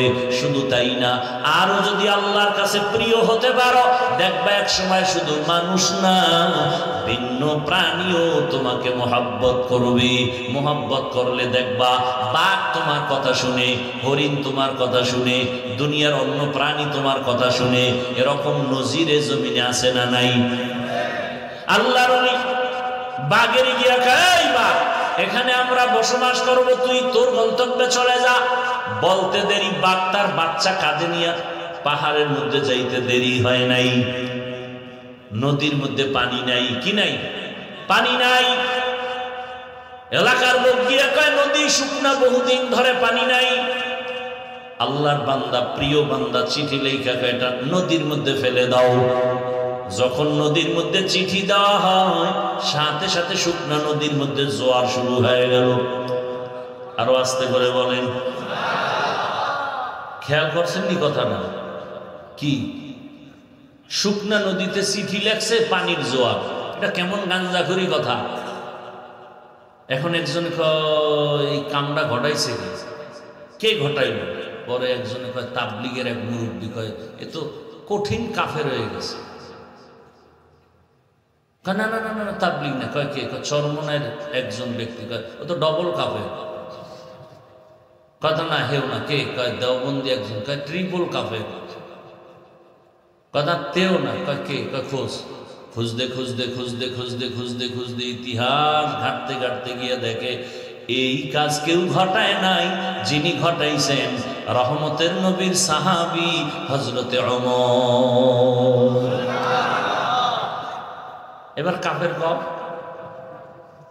ওমরের কাফের বলো। কাদেরে কুদরতু দারি বরকামাল, আনতা রব্বি আনতা হাসবি যুল জালাল, তুহি কাদের জলিলুল্লাহ জাহাদার, বাহর হালে তুহি মেরা নেগাহদার। আর একটু সামনে আগাবো না? কষ্ট হবে আপনাদের? হাদিসের উপরে কিছু কথা বললাম, চলেন আয়াত। ওয়া আম্মা মান খাফা মাকামা রাব্বিহি ওয়া নাহান নাফসা আনিল হাওয়া ফাইন্নাল জান্নাতা হিয়াল মাওয়া। আল্লাহ বলেন, আমার আদালতে দাঁড়াইয়া হিসাব দেওয়ার ভয় যারা দুনিয়াতে নিজেকে গুনাহ থেকে বাঁচাবে, আমি আল্লাহ ওয়াদা করলাম তাকে বিনা হিসাবে জান্নাত দিব। আল্লাহর আদালতে দাঁড়ায় হিসাব দেওয়ার ভয় কেন? এবার বুঝার দরকার আল্লাহর আদালত বলতে কি এবং সেটা কেমন, কিভাবে হবে। আল্লাহর আদালতটা কেন হবে? বলে ওই আদালতের নাম কিয়ামতের আদালত। কেন হবে ওই আদালত? একমাত্র ইনসাফের বিচারের জন্য হবে। বলে দুনিয়ার আদালত কি পারবে না? না, ইসলামী আদালত যদি দুনিয়ায় কায়েম হয়ে যায়, এরপরও ইনসাফের আদালত পরিপূর্ণভাবে হবে না। বলার সময় আমার হাতে কম। আল্লাহ তাআলা এমন এক আদালত তৈরি করবেন যে আদালতের মধ্যে পশুকেও ইনসাফের বিচার হবে। ওদের জান্নাত নাই। আল্লাহ গরু উঠাবেন, কুকুর উঠাবেন, উঠাইয়া আল্লাহ বলবেন দুর্বল গরু, তোরে সবল গরুতে হুদা আঘাত করেছে, আজকে তোর শক্তি বাড়ায় দিলাম, তুই সবল গরুটারে তোর প্রতিশোধ নিয়ে আনে। কুকুর দুর্বল, শক্তিশালী কুকুরে এসে হামলা করে দুর্বলের উপরে, এমনি গায়ের জোরে হামলা করার নাম সন্ত্রাস। দুর্বলের উপরে গায়ের জোরে সবলদের হামলার নাম সন্ত্রাস। যারা করে তারা সন্ত্রাসী। আল্লাহর কসম, দুনিয়ার সব সন্ত্রাসীদের সন্ত্রাসের কর্মকাণ্ড বন্ধ করার জন্য একটাই মাত্র মেডিসিন, আল্লাহর দেওয়া ইসলামের বর্ণিত কোরআনের আইনের জিহাদ। জিহাদের মেডিসিন ছাড়া সন্ত্রাসীদের সন্ত্রাসের কর্মকাণ্ড বন্ধ হবে না। এ কারণে চলতেছে, স্বাধীন করছে দেশ, স্বাধীন না, বারবার স্বাধীনের আওয়াজ, জুলাইয়ের আন্দোলনের স্বাধীন। স্বাধীন হলে তাহলে কেন এখনো আমার দেশে আন্দোলন চলে? কি স্বাধীন করলা? এখনো কেন আমার বোন ধর্ষিতা হয়? স্বাধীন যদি হয়ে থাকে বলো, আমার মা কেন ধর্ষিতা হয়? এখনো বাবার সামনে মেয়ে ধর্ষণ করা হয়, স্বামীর সামনে স্ত্রীকে ধর্ষণ করা হয়। বুঝা গেছে এই স্বাধীন আমরা চাই নাই, আমাদের নতুন করে আর একটা স্বাধীন করতে হবে। রেডি হয়ে থাকো, ওই স্বাধীন না হওয়া পর্যন্ত আমাদের ভাগ্যের পরিবর্তন হবে না, জমিনে শান্তি আসবে না। ওই স্বাধীন হবে ইসলামের স্বাধীন। আল্লাহর কসম, ইসলাম ছাড়া কোনোদিন শান্তি জমিনে আসবে? কোনোদিনও আসবে না। শুধু আওয়াজ হবে, চাপাবাজি হবে, শান্তি জমিনে আসবে না। ইসলাম ছাড়া শান্তি কেউ চাইলেও দিতে পারবে না। সব স্বার্থপর, সব নাপাক, দেমাগ নাপাক। ইসলাম হলো একমাত্র পাক। ভাইরা আমার, আমরা যে ইসলামটা মানি এটা দুর্বল না? কেমন ইসলাম দুর্বল? বলেন না কেন? আমাদের কোরআন দুর্বল। তাহলে বলেন কেন কোরআনে এইটা আছে সেটা আছে, কিন্তু রাষ্ট্রের ব্যাপারে কোরআনে কিছু নেই? বলেন। আপনারা এই ভাষায় বলেন না, আপনারা অন্য ভাষায় বলেন। কি ইসলাম ধর্ম আর রাজনীতি এক করবেন না হজরতেরা? বলে না? বলে না? রাজনীতির সাথে ধর্মকে টানবেন না। আলাদা ছিল কবে? বরং আমাদের ইসলাম তো এমন, নাই বলতে কিছু নাই। ইসলাম মানি অর্থনীতি, ইসলাম মানি সমাজনীতি, ইসলাম মানি রাষ্ট্রনীতি, কোনোটার বাইরে ইসলাম নাই। সব আল্লাহ দিয়েছে, আমরা বুঝি না, আলোচনা করি না, বরং চ্যালেঞ্জ করে বলি তুমি আলাদা করলা কেন? বরং ইসলাম আর রাজনীতি আলো। সূর্যের সাথে আলো যেমন লাগানো, ফুলের সাথে ঘেরান যেমন লাগানো, ফুল থেকে ঘেরান আলাদা হলে যেমন ফুলের কোনো মূল্য নাই, রাজনীতির থেকে আমার আল্লাহর দ্বীন ইসলাম আলাদা করলে ওই রাজনীতি রাজনীতি থাকে না, দুর্নীতি হয়, পেটনীতি হয়। ভাইরা আমার, আমি ইসলামটারে ছোট করেন কেন? আপনি রাজনীতি করেন না সেটা ভালো, এখানে বহু আল্লাহর বান্দা আছে নামাজ পড়ে না, তার সাথে কোনো দ্বন্দ্ব নাই, কিন্তু নামাজের বিরোধিতা করলে ছাড় নাই। কি আপনি দাড়ি রাখেন না, ঝগড়া নাই, সালাম দিব, বুঝাবো, কিন্তু দাড়ির বিরোধিতা করলে কোনো ছাড় দেয়া হবে না। পর্দা না করা, পর্দার বিরোধিতা করা, দুইটা কি এক না? আপনি পর্দা করেন না, কোনো তর্ক নাই, ঝগড়া নাই, কিন্তু পর্দার বিধানের বিরুদ্ধে বললে কোনো ছাড় দেয়া হবে না।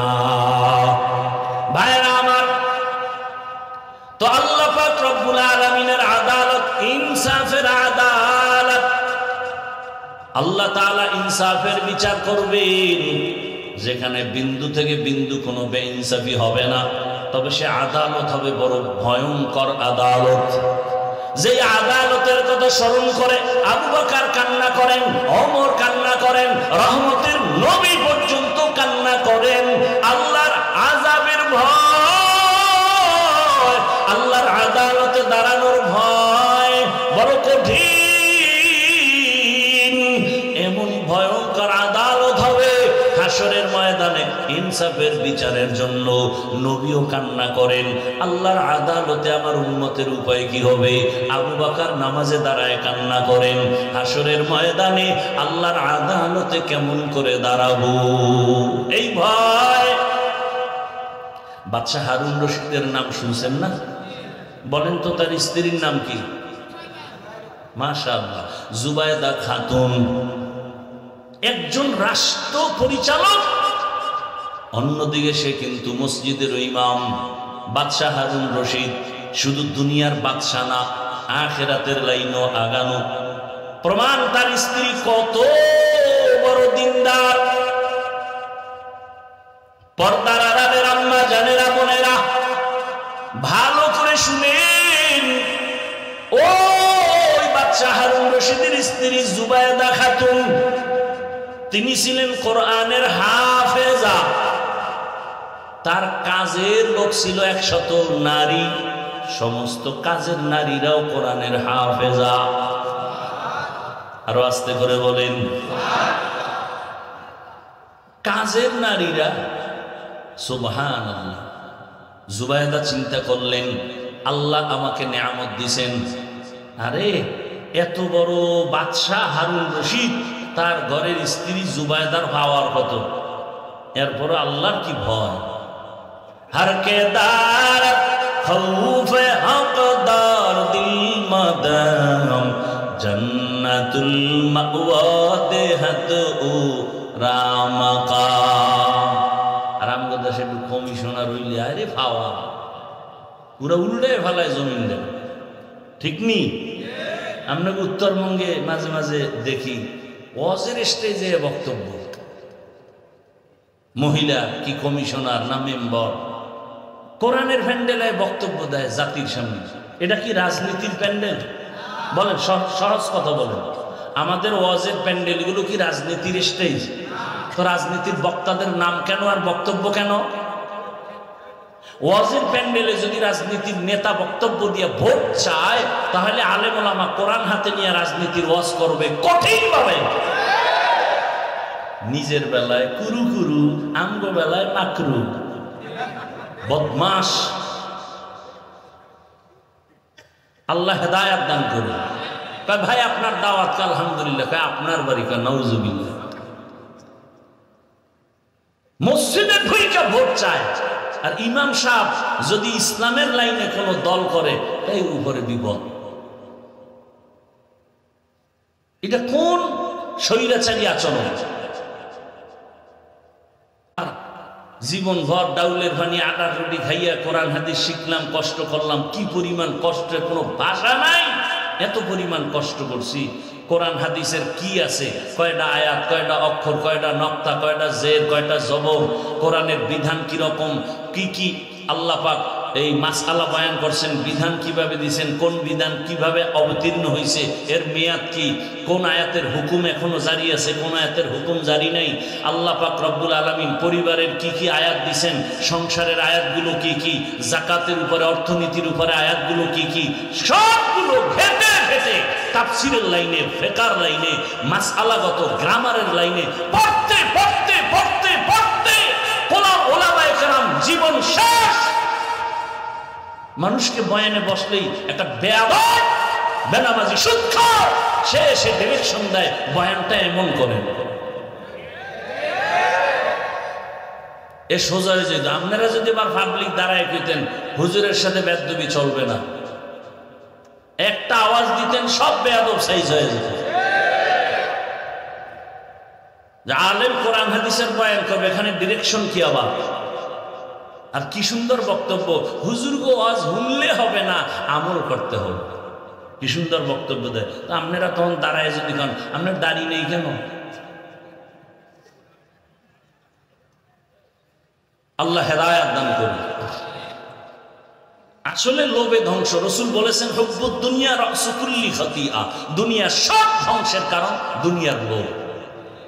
যৌবনের লোভ, ক্ষমতার চেয়ারের লোভ, টাকার লোভ আর সম্পদের লোভ। এই তিন লোভে পইরা মানুষ শেষ। এই কমিটিও লোভে পড়ছে, নাহলে মহিলা মেম্বারের অতিথি বানাইয়ে স্টেজে আনবে কেন? হয়তো 10,000 টাকা দেবে। 20,000 টাকা দেবে, এই তো কথা বলেন না কেন? এই সংস্কৃতি থেকে বাঁচতে হবে। স্বাধীন হওয়ার পরেও শুনি এখনো নাকি ওয়াজে বাধা হয়। আমি তো ঢাকায় ঘোষণা দিছি, যারা ওয়াজে বাধা দেব ভিডিও কইরা কি বলে আমারে দেন না, ওই জালেমের বিরুদ্ধে নতুন করে আন্দোলন করতে হবে। এজন্য বলছি ইসলামের স্বাধীন হওয়া ছাড়া এ জমিনে শান্তি আসবে না। আল্লাহ হেদায়েত দান করেন। وَأَمَّا مَنْ خَافَ مَقَامَ رَبِّهِ وَنَهَى النَّفْسَ عَنِ الْهَوَى فَإِنَّ الْجَنَّةَ هِيَ الْمَأْوَى। জুবায়দা সিদ্ধান্ত নিয়েছেন, আমার বাড়ির থেকে 24টা ঘন্টাই কোরআনের আওয়াজ শুরু হবে, চালু হবে। 1 সেকেন্ড যেন জুবায়দার রাজপ্রাসাদের মধ্য থেকে, বাড়ি থেকে কোরআনের আওয়াজের বন্ধ না হয়। জুবায়দা সিদ্ধান্ত নিয়া পরামর্শ করে ফাইনাল করে ফেললেন। কাজের নারীদের বলে তুমি একটু তেলাওয়াত করবা, তারপরে কাজে যাও। এরপরে আরেকজন তেলাওয়াতে বসো, সে কাজে যাও, আরেকজন বসবে, আরেকজন, এভাবে সিরিয়ালে তেলাওয়াত চলতে থাকবে। জুবায়দার বাড়িতে 24টা ঘন্টা আল্লাহর কোরআনের তেলাওয়াত চলে। যেই ঘরে আল্লাহর কোরআনের তেলাওয়াত, ওই বাড়ির মধ্যে কখনো বিপদ আসতে পারে না। মুসলমানের ঘরে কোরআন নাই, একজনে কয় না হুজুর এখন কি সাইড জিল কোরআন শরীফ আমার ঘরে, কিন্তু 20 বছর হয়ে গেল একবারও খুইলা দেখে না ভেতরে কি লেখা। কেমন সুন্দর আমার মাওলার কালাম, যেই কালাম দেখলেই কলিজা ঠান্ডা হয়ে যায়। কেমন যেন আমার আল্লাহ চুম্বুক লাগায় দিছে। এই কোরআনের আওয়াজটা শুনলে কেমন যেন চোখের পানি বের হয়ে যায়। কথা ঠিক নেই? ও আমার যুবক বাবারা, খালি গান শুনছো? আল্লাহর কসম, মোবাইলটা যেহেতু চালাবি, জিব্রাইল মানা করলেও ফিরবি না। তবে আমার দাবি হলো, তোর আকাম টাকাম যখন শেষ হবে, তখন তুই 4-5 মিনিটের জন্য মক্কা মদিনার তেলাওয়াত চালু কর। মক্কা মদিনার তেলাওয়াত চালু কইরা মোবাইলটা পাশে রাইখা চুপ করে শুয়া থাক, ঘুমায় যা শুনতে শুনতে। এক সময় তোর অন্তর এমন হবে, চোখ দিয়ে পানি বের হয়ে যাবে, তুই নিজেই বলবি আল্লাহর কোরআনের তেলাওয়াতের মতো মজার আওয়াজ নাই, আর কখনো গানের আওয়াজ কানে দিব না। আল্লাহর কোরআন তো এমন এক মজার তেলাওয়াতের কিতাব। ও পর্দার আড়ালের আম্মা জানেরা, পুরা কোরআন পড়তে পারেন, অন্তত 5 ওয়াক্ত নামাজের পরে 5টা সূরার আমল করেন, ফজরের নামাজের পরে ইয়াসিনের আমল করেন, জোহরের নামাজের পরে সূরা ফাতাহ অথবা সূরা আর রহমানের তেলাওয়াত, আসরের নামাজের পরে সূরা নাবা, মাগরিবের পরে সূরা ওয়াকিআ, এশার পরে সূরাতুল মুলক তেলাওয়াত করেন। দেখবেন বরকত শুরু হয়ে যাবে, ঘরের মধ্যে শান্তি চলে আসবে। সারা দিন রাত খালি মোবাইলের গান, টেলিভিশনের গান, আর ঘরে আইলি ঝগড়া, স্বামী আর স্ত্রী, সন্তান এগুলো শিখতেছে। এই সন্তান ভালো হবে কিভাবে? এজন্য আল্লাহর কোরআনের তেলাওয়াত এত বড় ক্ষমতাওয়ালা বাদশা হারুন রশিদ, তার স্ত্রীর আমল কত সুন্দর, নীতি কত সুন্দর, আদর্শ কত সুন্দর। আল্লাহ আমাদের সবাইকে কোরআন তেলাওয়াত করার তৌফিক দান করেন। বেশি বেশি কোরআন তেলাওয়াত, বুকে লাগান, আঙ্গুল টানেন, আল্লাহর কোরআন দেখেন, হাযা কালামু রাব্বি, দিলটা শান্ত হয়ে যাবে। পৃথিবীতে আল্লাহর কোরআনের আওয়াজের মতো আর সুন্দর আওয়াজ নাই। এই জুবায়দা একদিন স্বপ্ন দেখতেছে, বাইতুল্লাহর সামনে সে দাঁড়ানো। কোথায় দাঁড়ানো? বাইতুল্লাহর সামনে দাঁড়ানো বড় কঠিন, কিন্তু স্বপ্ন দেখতেছে জুবায়দা বাইতুল্লাহর সামনে দাঁড়ানো, আর সারা দেশের মানুষ এসে এসে জুবায়দার সাথে জিনা করে। কোথায় বৈশা? আর কোথায়? বাইতুল্লাহ কত দামি একটা ঘর। ইন্না আউওয়ালা বাইতিন উযিআ লিন-নাস লাল্লাযী বিবাক্কাতা মুবারাকাও ওয়া হুদা মুবারাকাও ওয়া হুদাল লিল আলামিন।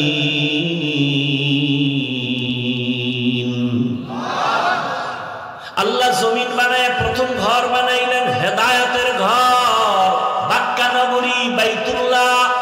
যেই বাইতুল্লাহ দিয়ে তাকাইলেই শুধু সওয়াব আর সওয়াব। বাইতুল্লাহর এরিয়ায় বসে একবার বলবে আল্লাহ, 1,00,000 বার আল্লাহ বলার সওয়াব। জুবায়দা খাতুন স্বপ্ন দেখে বাইতুল্লাহর পাশে দাঁড়ানো, আর সারা দেশের মানুষ এসে এসে জুবায়দার সাথে জিনা করে। এটা বাস্তব না স্বপ্ন? স্বপ্ন। এবার জুবায়দা ঘুম থেকে উঠিয়া ভয় পেয়ে গেলেন, এমন কপাল আমার, তাও আবার বাইতুল্লাহর সামনে দাঁড়ানো। যেই বাইতুল্লাহ ঢুকলি সওয়াব আর সওয়াব, 1 সেজদা 1,00,000 সেজদার সওয়াব, একবার আল্লাহ বলা 1,00,000 বার আল্লাহ বলার সওয়াব। ব্যাখ্যা কই পাই? এজন্য ব্যাখ্যা তো যে বুঝে তার কাছে যেতে হবে। উল্টা পাল্টা স্বপ্নের ব্যাখ্যা নেওয়া যাবে না, বলাও যাবে না।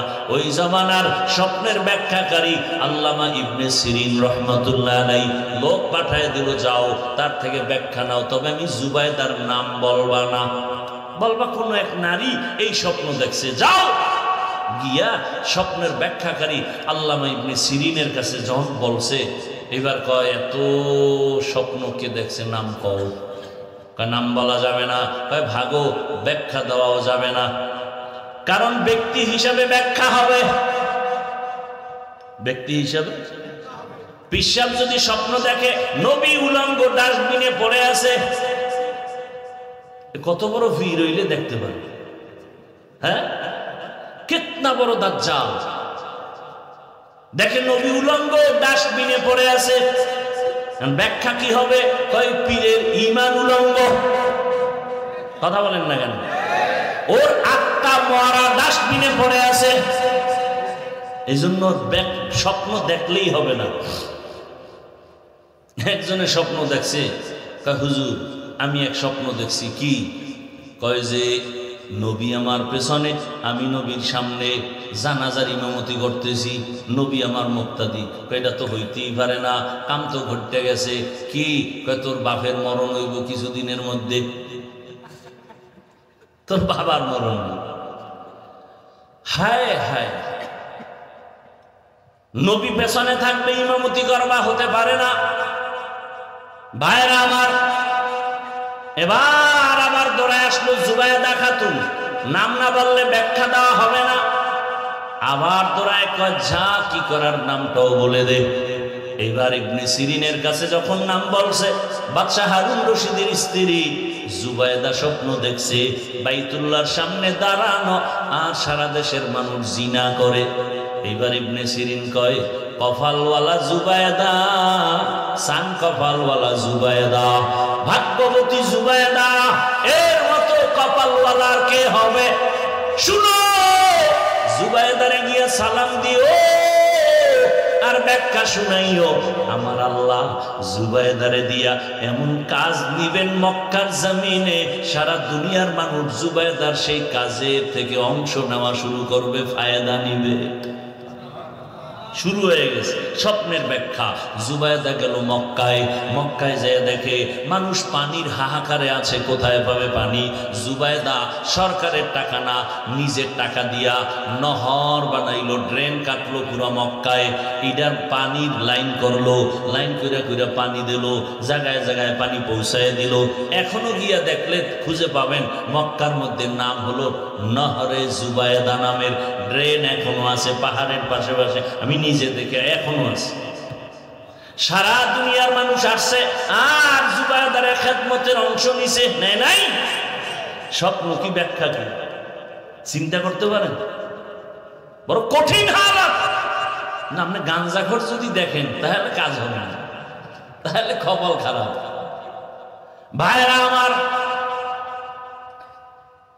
সেই স্ত্রী জুবায়দা, তার স্বামী বাদশাহ হারুন রশিদ কত বড় আল্লাহর ওলি।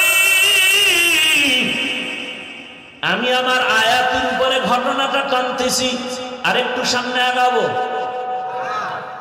বাদশাহ হারুন রশিদ সে আবার বড় আল্লাহওয়ালা। একদিন উজির আজম নিয়ে রাস্তা দিয়া যায়, দুপুর বেলা দেখে রাস্তার পাশে এক বুড়া ফলের গাছ লাগাইতেছে। জি, এই বাদশাহ হারুন রশিদ, এই বুড়া তোমার বয়স কত? কয় মরণের কাছাকাছি। কয় তুমি কষ্ট করে কি করো? কয় ফলের গাছ লাগাই। ফল হবে কবে? কয় জানে কে? কত কষ্ট করো কেন? কয় বাদশাহ আমগো বাপ দাদায় গাছ রোপণ করেছে, ফল হয়েছে, আমরা খেয়েছি, এটাই তো নিয়ম। আমরা আবার গাছ লাগায় যাবো, আমগো প্রজন্ম যারা ওরা গাছের ফল নিবে। বাদশাহ এত সুন্দর একটা জবাব দিছে, 1000 দিনার তারে পুরস্কার দিছে। বুড়াও সেই বুড়া, এমন বুড়া হয় কয় মানুষে গাছ লাগায় ফল পায় 1 বছর পর, আর আমি লাগাইতে না লাগাইতে নগদ ফল পেয়ে গেলাম। জাগাত নগদ ফল পাইছি 1000। বাদশাহ খুশি হয়ে কয় নে আরো 1000 দিন। বুড়া খুশি লাভ দিয়া কয় মানুষ গাছ লাগায় বছরে ফল পায় 1 বার, আমি নগদ পাইছি 2 বার। উজিরে কয় হেনার থা যাবে, এই বুড়া আপনার ফকির বানাইব, তাড়াতাড়ি ভাগেন।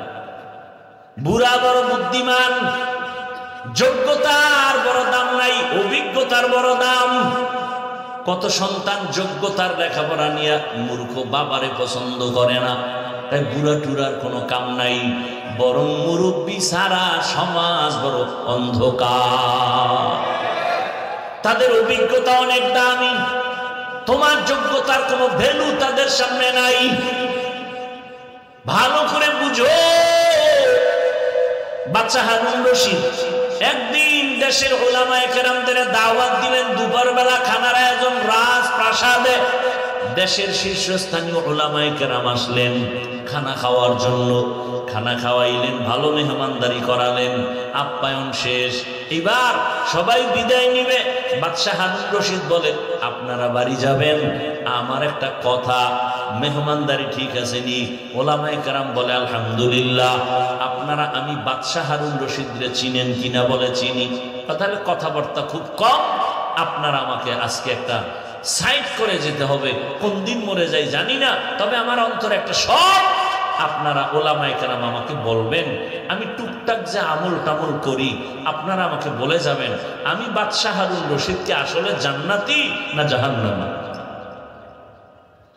সব ওলামায়ে কেরাম পরেশান হয়ে গেলেন। একজন একজন একজন একজন বলতে বলতে বলে আপনি জান্নাতি না জাহান্নামী তা বলা যাবে না, তবে এতটুকু বলা যেতে পারে ভালো কাজ করলে আপনি জান্নাতের পথে আছেন, খারাপ কাজ করলে আপনি জাহান্নামের পথে আছেন। জান্নাতি বলা যাবে যাবে না, জাহান্নামী বলা যাবে না। বাদশাহ মজাক করে বললেন তো খাওয়াইয়া লাভ হইল কি হুজুর? একটা সাইড আমারে করতে না পারলো, ঠিক আছে আপনারা চলে যান, দোয়া করবেন। ওলামায়ে কেরাম বিদায় নিবেন। এই সময় মজলিসের পেছনে একটা বালক দাঁড়ায় গেল, অল্প বয়সের 9 বছরের বালক দাঁড়ায় গেল। দাঁড়ায় বলে বাদশাহ জাহাপনা, আপনি যদি অনুমতি দেন জবাবটা আমি দিতে পারবো। আলেমদের মাথা গরম, আরে আমরা পারি না, আর এই অল্প বয়সের বাচ্চা কেমনে জবাব দিবে? বালকের ডাকা হলো, আসো। বাদশার সামনে দাঁড়ায় বলে প্রশ্নটা কি? বলে আমি জান্নাতি না জাহান্নামী? বলে উত্তর দিবেন আপনি না আমি? কয় তুমি। তাহলে যেহেতু কিছু সময়ের জন্য আমি উত্তর দিব, বলেন প্রশ্ন করার থেকে উত্তর দিনেওয়ালার মর্যাদা কম না বেশি? বলে বেশি।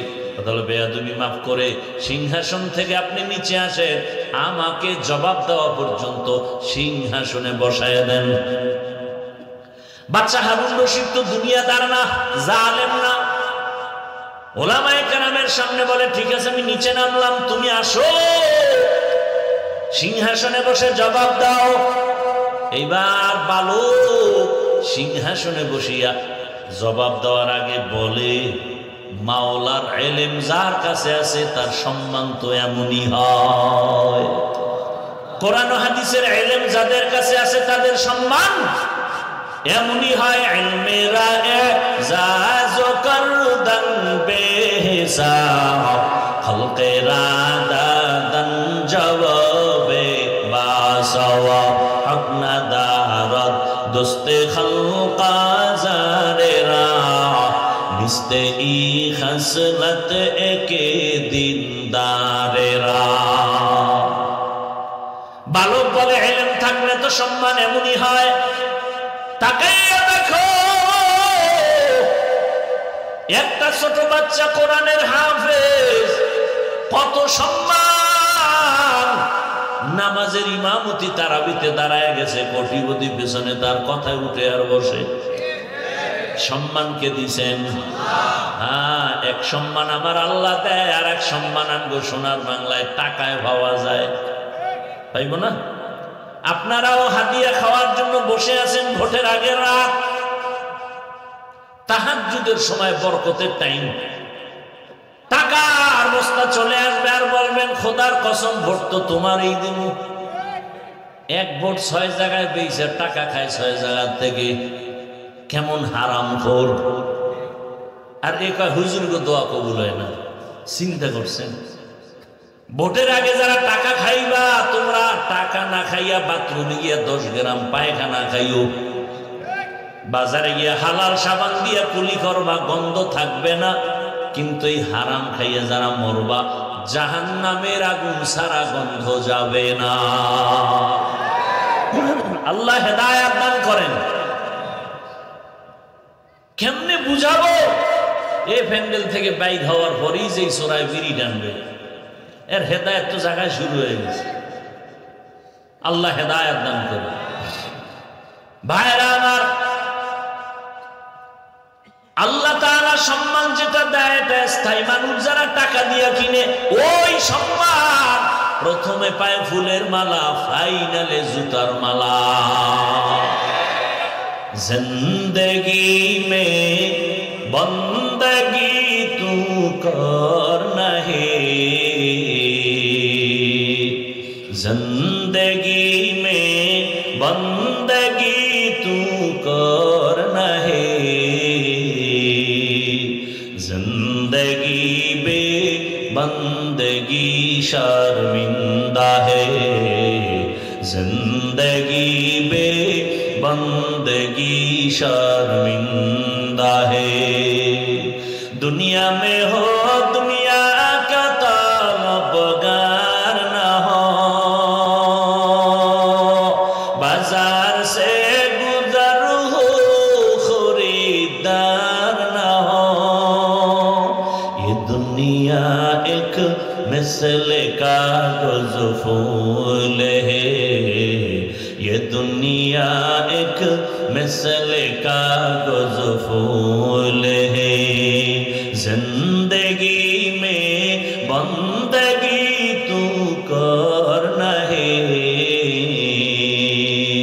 जिंदगी में बंदगी शर्मिंदा है, जिंदगी में बंदगी शर्मिंदा है।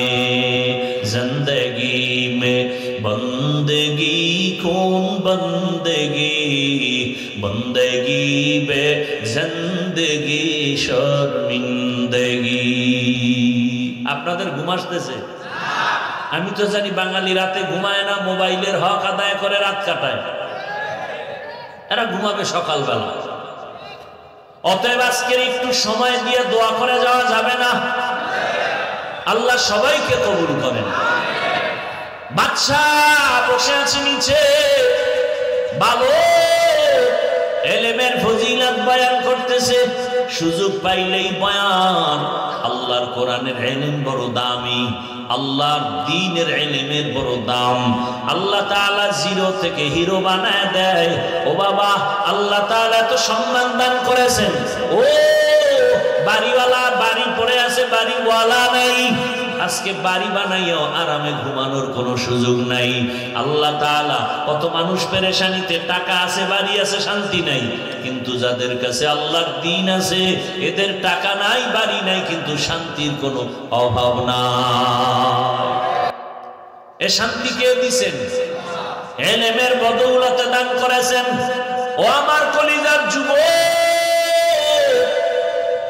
তুমি স্কুলে পড়ো, কলেজে পড়ো, চাকরি করো, ব্যবসা করো, ডাক্তার হও, ইঞ্জিনিয়ার, প্রফেসর হও, তবে আমার আল্লাহর কোরআনটা সিনায় লাগাও। আল্লাহর কোরআন লাগায় দেখবা তুমি স্কুলে পড়লেও সম্মান বেড়ে যাবে। আমাদের সমাজে বহু ডাক্তার আছে, 5 ওয়াক্ত নামাজি নাই। তাহলে কেন বলবো ডাক্তার হওয়া খারাপ? ইঞ্জিনিয়ার হয়েও 5 বেলার নামাজ পড়ে, উলামায়ে কেরামের সাথে কলিজার সাথে সম্পর্ক, তাহলে আমি কেন বলবো ইঞ্জিনিয়ার হওয়া খারাপ? ভাইরা আমার, ইলমের ফজিলত বড় দামি। আল্লাহর কোরআন, আমি জামা পরেছি, কাপড় বড় দামি, কিন্তু নরমাল কাপড় যেটা টেইলার ফালায় দেয়, ওটারে সুন্দর করে দুইয়া সেলাই করে কোরআনের সাথে লাগায় দিছে, গিলাপ বানাইছে, দাম বেড়ে গেছে। এই যে কাঠের চেয়ার, কত দাম, কিন্তু এর উপরে পাও লাগায়, কোনো খবর নাই। কিন্তু সামান্য একটা নরমাল কাঠ দিয়ে কোরআনের রেহাল বানায় দিছে, বড় দাম বেড়ে গেছে। আপনাদের এলাকায় বহু ঘর বিল্ডিং আছে, একটা বিল্ডিং এর ওই পরিমাণ দাম নাই। কোরআনওয়ালাই মাদ্রাসার ঘরের যেই দাম,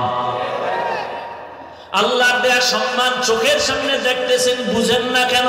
কেন কোরআন পড়েন না? কেন কোরআনওয়ালাদের সাথে সম্পর্ক তৈরি করেন না? আল্লাহর কোরআনের সাথে সম্পর্ক রাখেন, কোরআনওয়ালাদের সাথে সম্পর্ক রাখবেন, দেখবেন আপনার দুনিয়াতেও কামাই রুজি, ব্যবসায় বরকত বেড়ে যাবে। আল্লাহ তৌফিক দান করেন। এবার বালক ডাক দিয়া কয়, বাদশাহ হারুন রশিদ, আপনার প্রশ্নটা আবার করেন। বলে, আমি জান্নাতি না জাহান্নামী? এবার বালক বলে, বাদশাহ আমাকে একটা প্রশ্নের জবাব দেন। জীবনে আপনার এমন কোনো ঘটনা ঘটছে কিনা যে আপনার সামনে সুন্দরী রূপসী মেয়ে দাঁড়ানো, অনেক সুন্দরী, কি আপনি চাইলেই গুনাহ করতে পারতেন, কিন্তু আমার আল্লাহর ভয়ের দিকে খেয়াল করে আপনি সেখানে গুনাহ করেন নাই, এমন কোনো ঘটনা ঘটছেনি? এবার বাদশা কয়, একটা না, অনেকগুলো ঘটনা। আমার সামনে সুন্দরী মেয়েরা, সুন্দরী রমণী, তার ব্যক্তিগত জরুরতে আসছে, রাষ্ট্রীয় কোনো জরুরতে আসছে, আমি আল্লাহর প্রতি ভয় প্রদর্শন করে আমি গুনাহ করি নাই, নিজেকে কন্ট্রোলে নিয়ে আসছি। বালক ডাক দিয়া কয়, যদি আপনার কথা সত্যই হয়, আমি চ্যালেঞ্জ দিলাম, আপনি শুধু জান্নাতি না, আপনি বিনা হিসাবে জান্নাতি। ওলামায়ে কেরাম কয়, এটা কেমনে? এই বালক জবাব দাও। বালক ডাক দিয়া বলে, আমার বাবার কথা না, দাদার কথা না, মন গড়া কথা না, আল্লাহর কোরআন হলো দলিল। বলে, আল্লাহর কোরআন দলিল মানে দাও। এবার বাচ্চা বালক আল্লাহর কোরআন থেকে দলিল দিয়া বলে, আল্লাহর ওয়াদা তুমি শোনো নাই? ওয়া আম্মা মান খাফা মাকাম রাব্বিহি ওয়া নাহা আন-নাফসা আনিল হাওয়া ফাইন্নাল জান্নাতা হিয়াল মাওয়া।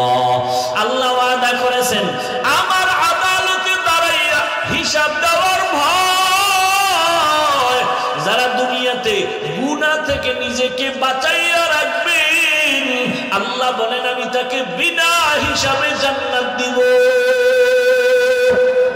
हर के दारम खौफे हकदार दिल मदरम जन्नतुल मअवा देहत ओ राम काम बखा कुरआन कलामुल्लाह बशनो कदीमास्ती कदीमास्ती नईनो।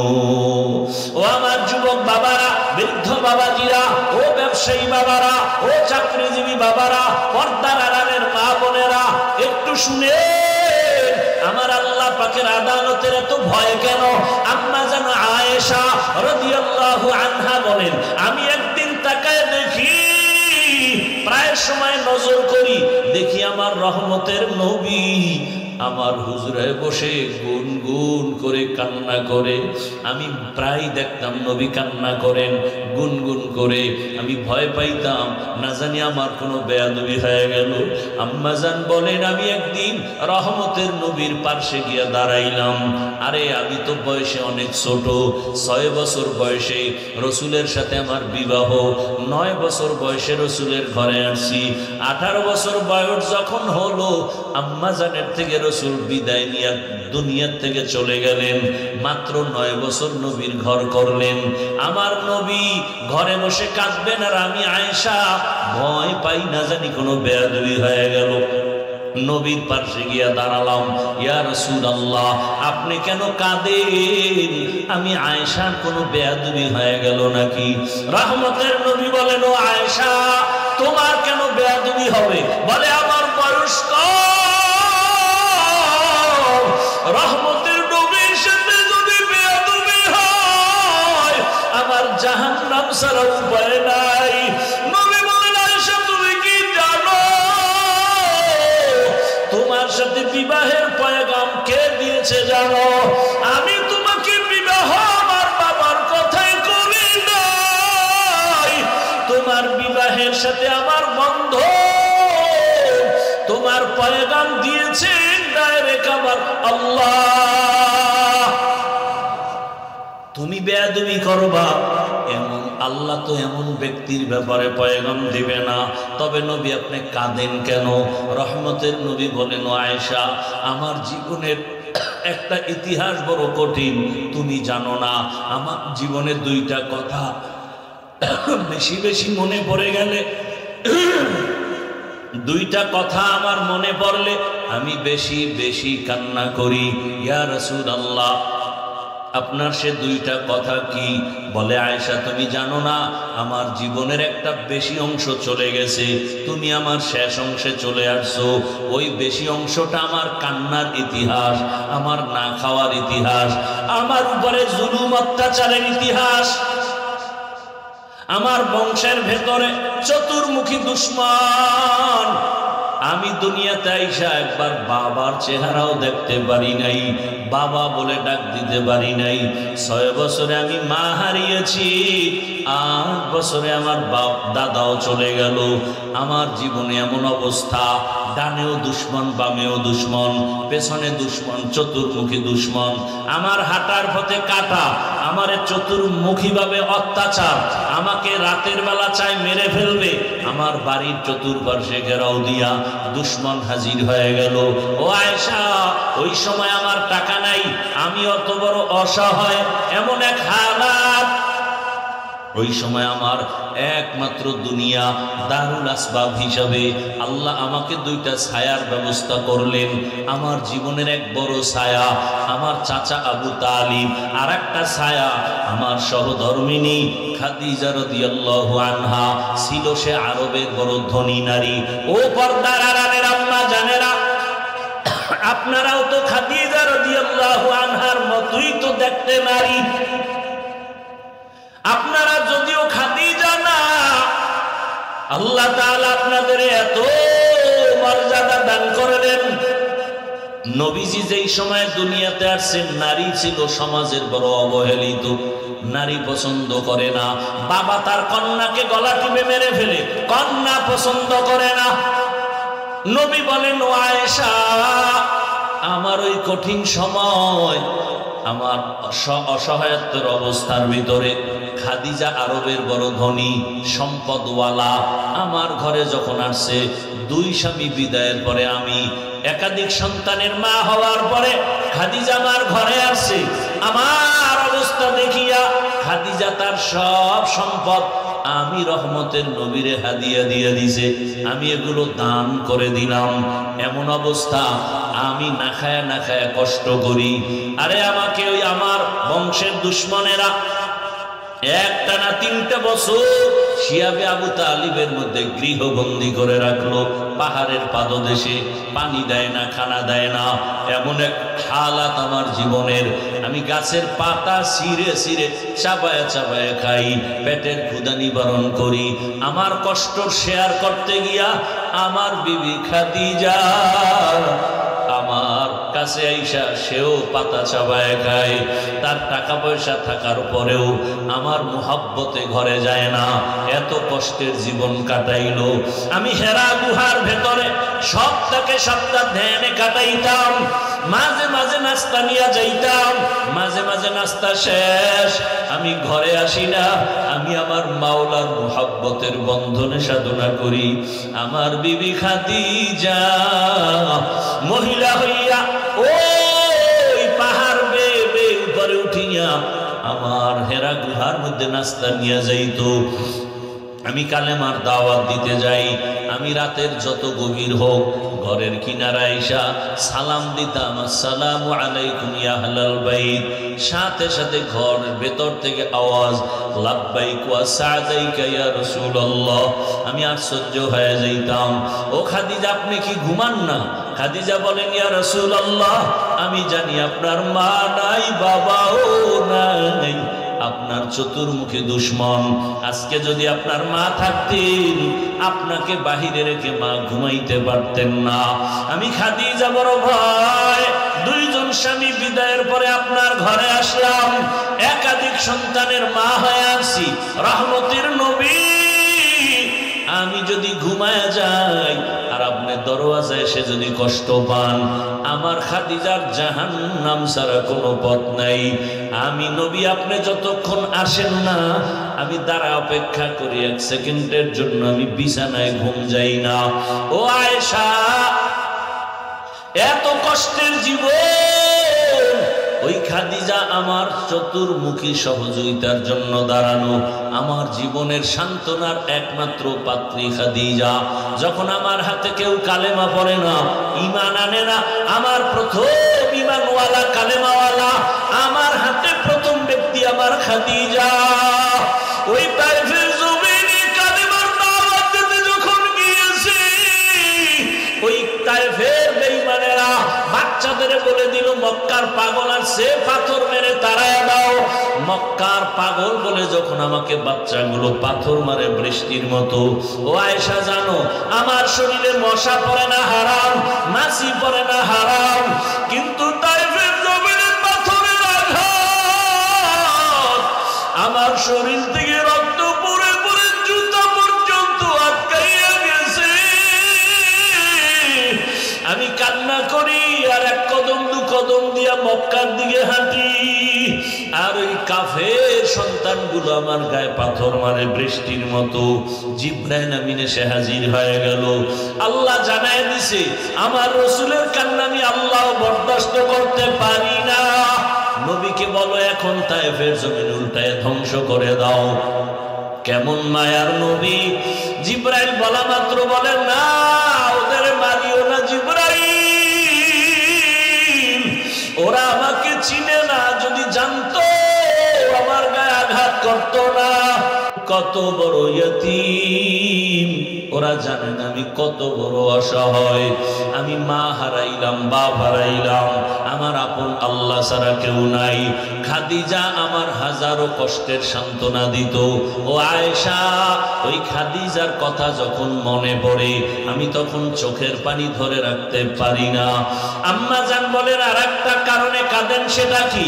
রহমতের নবী বলেন, ও আয়েশা, হাসরের মাঠের কথা যখন আমার মনে উঠে আমি চোখের পানি ধরে রাখতে পারি না। আয়েশা বলেন, ইয়া রাসূলুল্লাহ, হাসরের ময়দান এমন ভয়ঙ্কর কি হবে যে আপনি এখনই কান্না করেন? রহমতের নবী বলেন, আয়েশা, হাসরের মাঠ হবে পুরা জমিন, ওই সময় আমার আল্লাহর আদালত কায়েম হবে, নারী পুরুষ সব উলঙ্গ হাসরের মাঠে দাঁড়াবে। আম্মা জান বলেন, লজ্জা কি কেউ করবে না? আল্লাহর নবী বলেন, ও আয়েশা, হাসরের ময়দান এত পরিমাণ কঠিন হবে কেউ কারো দিকে তাকানোর পর্যন্ত হুঁশ হবে না। সূর্য নিচে চলে আসবে, সূর্যের গরম যখন শুরু হবে জমিনটা মাটির তামা হয়ে যাবে পুড়িয়া। অন্যদিকে জাহান্নামের আওয়াজ,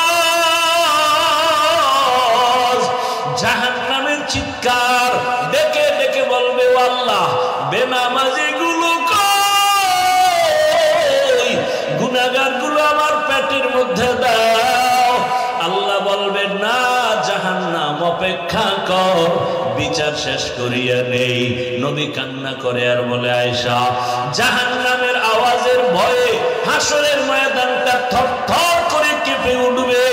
অন্যদিকে আমার মাওলাও বেজার, আল্লাহ রাগ হয়ে একটা আওয়াজ দিবেন, কুদরতি আওয়াজ, লিমানিল মুলকুল ইয়াউম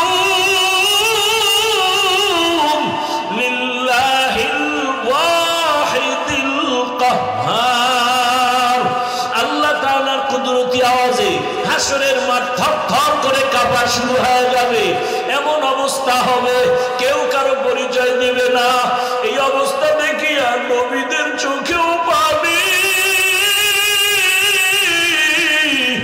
আদম নবীও সিজদায় পড়ে কাঁদবেন, মুসা নবী কান্না শুরু করবেন আর বলবেন, ও মালিক, আমার উপায় কি? সূর্যের গরম, জাহান্নামের গরম, আমার আল্লাহ বড় রাগ।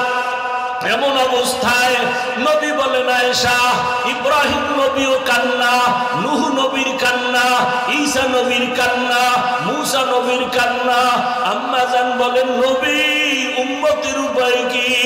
আল্লাহর নবী বলেন, উম্মতেরা আদম নবীর কাছে যাবে, ফেরত চলে আসবে, মুসা নবীর কাছে যাবে, ফেরত চলে আসবে, সর্বশেষ এরা খুঁজবে ও আখিরি নবী কই, এরা আমাকে তালাশ করতে থাকবে। ও নবী, আপনি তখন কোথায় থাকবেন? নবী বলেন, আমি তখন আমার মাওলার সামনে মাকামে মাহমুদে। এমন অবস্থা দেখিয়া আমিও সিজদায় পড়ে যাব, কান্না শুরু করব। মুসা নবীর কান্না নিজের চিন্তা, ঈসা নবীর কান্না নিজের চিন্তা, ইব্রাহিম নবীর কান্না নিজের চিন্তা, আর আমি সিজদায় পড়ে কান্না করব। একবারও আমি আমার চিন্তা করব না। আমি বারবার বলবো, আল্লাহ, আমার উম্মত, আমার উম্মত। আয় আল্লাহ, একটা উম্মত যেন জাহান্নামে না যায়, জাহান্নামের ফিরাও।